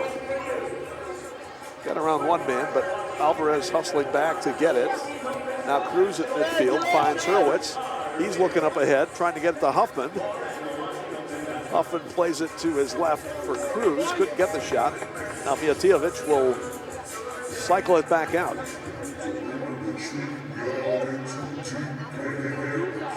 And taken away by Pereira. Isak, who's got a goal and assist today. Nice move there. Taking it around the sliding defenders. Sliwa comes out to clear it away, and Pereira going to get called for the foul. Last time these teams played here a couple weeks ago, Wave pounded the SeaWolves 13-2, and they are coming close to doing that again here today. Grable steps up to play that one, and Pereira chopped down. Foul is called, although at least Eduardo Cruz apologetic in the follow through there. Are you telling me that if that was Edwin Rojas, he probably wouldn't have been apologetic? That's exactly what I'm saying. Take your choice of Rojas's. I don't think you'd see any apology coming. Here comes LSO, trying to play off the shove from behind by Alvarez. Sent to the middle, knocked down, and Pereira chipped from behind by... So Cruz got the foul, and apparently Gerson didn't know which way the ball, so he jumped in there to try and start it the other way for Orlando.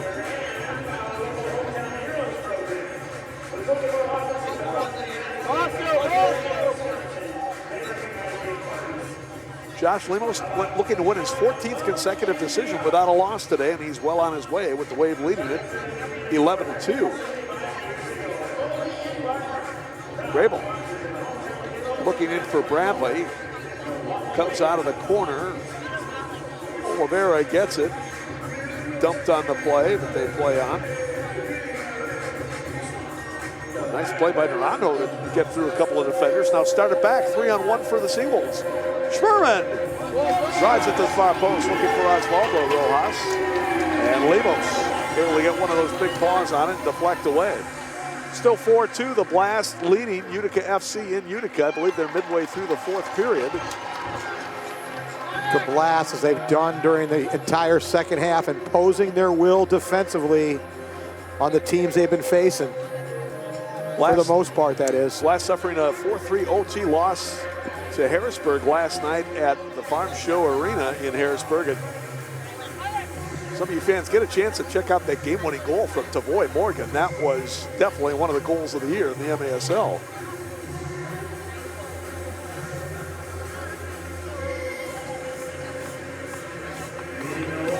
Santos trying to send it back in for Bennett. Ian looking for goal number 5. Double teamed out of the corner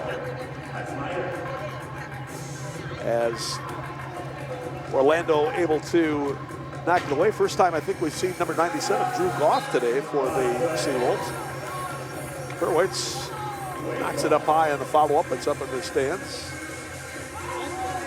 Bobby Hurwitz, the Chicago area native. Like I said, he and Gordy Gerson have been teammates for a long time, both at the amateur and professional level. And they've been a pretty good combination, the teams they play for. Ahead to Dennison. Hans trying to chip one over Sliwa, but good reaction there by Sliwa to drop back and get it. Now Santos breaks it up at midfield. Max will play it across for Ian. So the Wave and the Comets will conclude the regular season here April 14th. 1:05 game time. Then we'll go to Independence for game 1 of the South Central Division Playoff Series. It's a best of 3. That'll be Thursday night, April 18th in KC. Vandergrift got past. Chad trying to walk in, and Sliwa able to smother him. Chad looking for his second goal of the game. Chad just ran out of space on that one. Got a little too tight, and Slee was able to make the save. So for the game on the 18th, if you're not making the trip down to the Silverstein Eye Centers Arena in Independence, make sure to join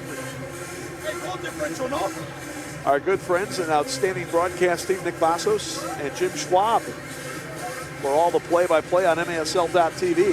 Game 2 will be here in Milwaukee on April 20th at 105. Renault to Vandergriff moves it across near side. Trying to get it to Pereira. But broke it up. Sandoval starts back, but hustled back by Isaac. Jim Schwab, another St. Louis native and Cardinal fan. Cardinal fan in Royals territory there. But I'm sure that's not disorienting Jimmy too much. Long outlet now. Renault walks in, lays it off far side. Shot to go! Vandergriff! 12-2 Milwaukee. A lot of guys out there would have tried to shoot that ball. They'd say, hey, I got a breakaway, I got to shoot, but not Robert Renault, one of the smartest players in the league. Draws Sliwa to him on that 2v0, and then as the goalkeeper commits, plays it across, and Vandergriff with an easy tap-in. Watch again, this composure by Renault. Thank you very much, and an easy tap-in for Vandergriff. Chad now with 6 goals on the year, which is his career high since he's been in Milwaukee. And Robert Renault, who is rapidly becoming one of the league's premier playmakers, gets his 3rd assist of the day, 22 on the year. Robert also had a goal earlier today, which was his 14th, 36 total points. Back comes the wave. Marcio trying to get by Edwin Rojas on the near side. Cleared away by LSO, and Eduardo Rojas sliding out with impunity. The foul was called on LSO. But I love the tenacity. LSO coming across, not backing out of a challenge. That's been really, for me, just one of the unsung attributes of this team has just been their defensive intensity from number 1 through 16, whoever's on the floor for that given night. Utica City got a goal back. So it's 4-3 Baltimore now with 3 minutes to go. So again, the playoff series with Kansas City, game 1 down in Independence Thursday, April 18th. Game 2 here in Milwaukee, Saturday, April 20th at 105 and 205, I should say. And if game 3 is necessary, if the team split the first 2, it'll be a mini game played here immediately after game 2. Call the Wave office for tickets, 414-224-WAVE. You can also order online at MilwaukeeWave.com. And that should be a great series coming up against the Comets. Kansas City has started to come on here in the second half, but I'll tell you, one of the guys who's impressed me, aside from Leo Gibson and the rest of his supporting field players, has been their goalkeeper, Mark Saxby. Well, and Saxby is going to be a key if the Comets are going to walk away with a victory over the Wave in the playoffs. But there's no questioning their team speed. They got great team speed. They can run in transition. They have found their game here late in the second half of the season, but they're going to need a good goalkeeping performance by Mr. Saxby in that series. Yeah, Saxby is going to have to play great to help the Comets get through that one. But as of late, he seems like he's up to the task.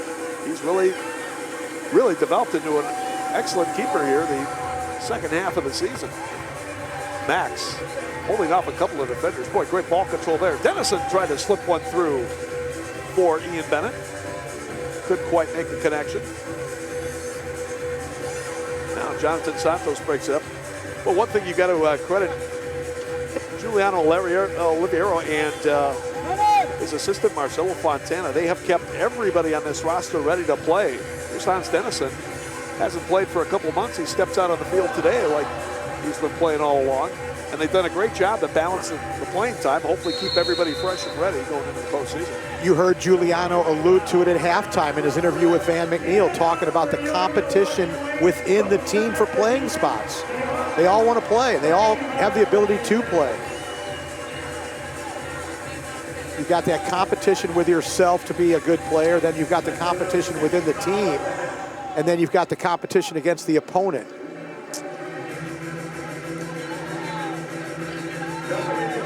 So we got the last 5:45 to go here. And then we could make our way home, Tom. turn on our computers to the MASLsoccer.com, right? And watch San Diego and Tacoma battle. That is going to be a good one on MASL TV. And I believe our Utica City may have just tied it up in the waiting seconds. Oh, Vandergrift looking for a hat trick. Couldn't quite get it. Boy, that would have been something. Chad could get another goal today. Foul going to be called. And yes, indeed. Like Il Paisano, Joey Tavernisi has tied it up late in the going in Utica. 4-4 now between the Blast and Utica City. That game tonight, by the way, in Tacoma will begin at 7:05 Central Time. Also got Dallas hosting El Paso, Monterrey against Rio Grande Valley between that. So we've reached the midway point of the fourth period here. And the Wave firmly in control at 12-2. Here's the most recent goal coming up on MASL TV.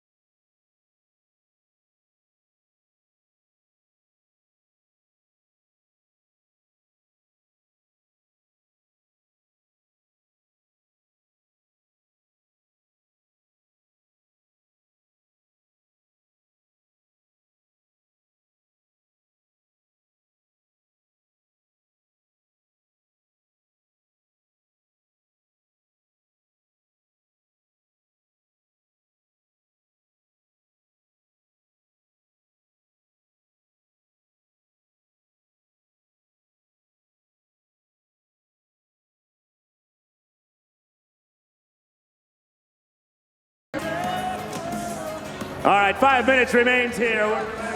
5 minutes to go. They're playing it out here from Panther Arena. Another very impressive effort by the Milwaukee Wave against the Orlando SeaWolves. 12-2, Milwaukee leads it. Wave has 12, Tom, and they could have 20, really, with all the chances they've had this afternoon.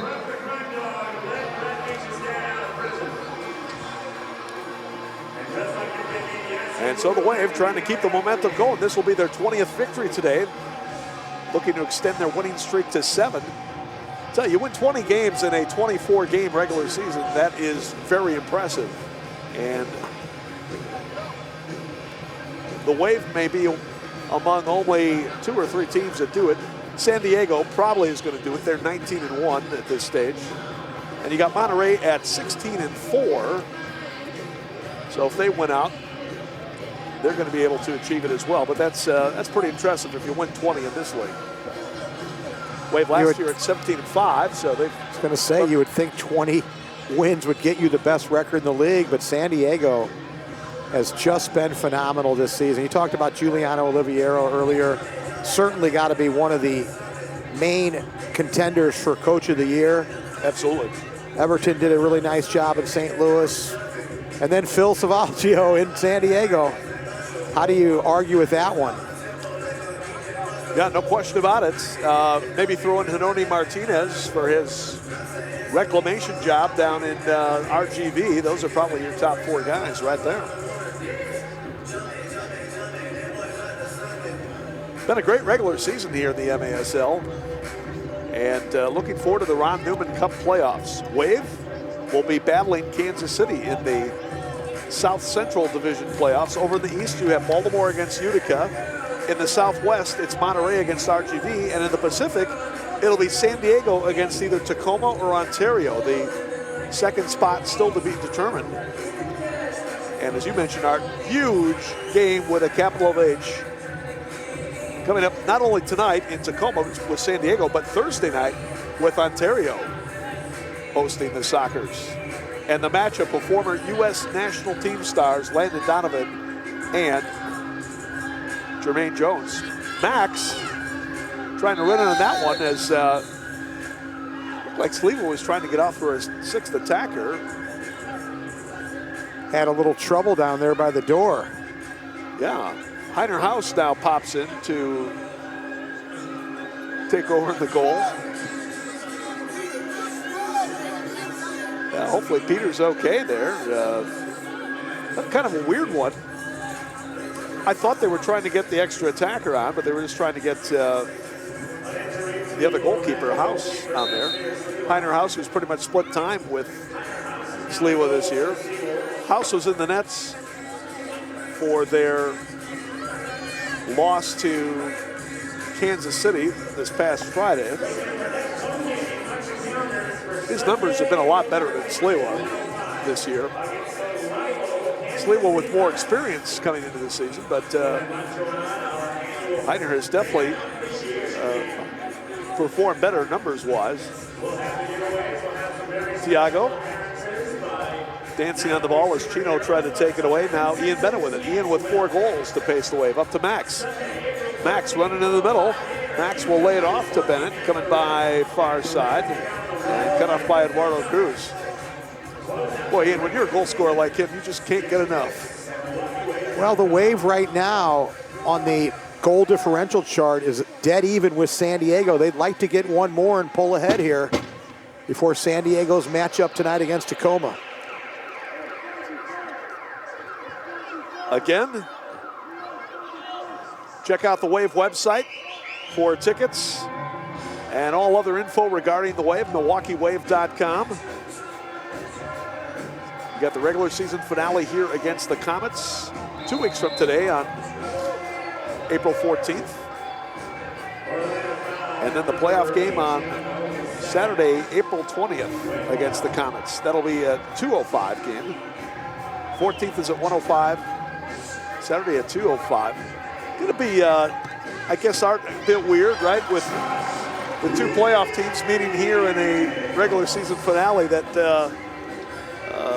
you know, the result is really not going to be significant per se, but trying to, you know, feel each other out, I guess, for the We've seen it. Playoffs. We've seen that happen quite often here over the last 8 or 9 years with Kansas City. But once again, the Wave and the big prize, the regular season title and home field throughout, still may be looming at that point. So could be, yep, no doubt. And so it may be very doubt. significant for the Milwaukee Wave.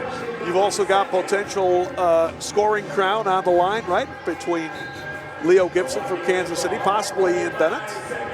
Although Ian would really have to, you'd have to have the game of the century to do that. Well, the Wave is going to back it up now and run it out as the crowd comes to its feet here. But my question is why? If you end up, let's just say this happens where you're tied record-wise with San Diego and you miss out on home field advantage by 1 goal and you took the last 40 seconds off, I'm sorry, I play it all the way to the end. I try to score as many goals as I can. The way the rules are set up, that's what I would do. But I'm sitting up here with you, Tom. I'm glad to have you, buddy. Well, Milwaukee beat Orlando 13-2 last time they were here a couple weeks ago. Today, it's 12-2. And everybody's shaking hands, which is good to see after tensions were mounting earlier in the contest. So it's been an outstanding day for that man, Josh Lemos, and the rest of his teammates. As the coaches, Giuliano Oliviero for the Wave, Tom Traxler for Orlando, shake hands. Big win for Milwaukee today as they go to 20-3. We'll come back with more on MASL TV.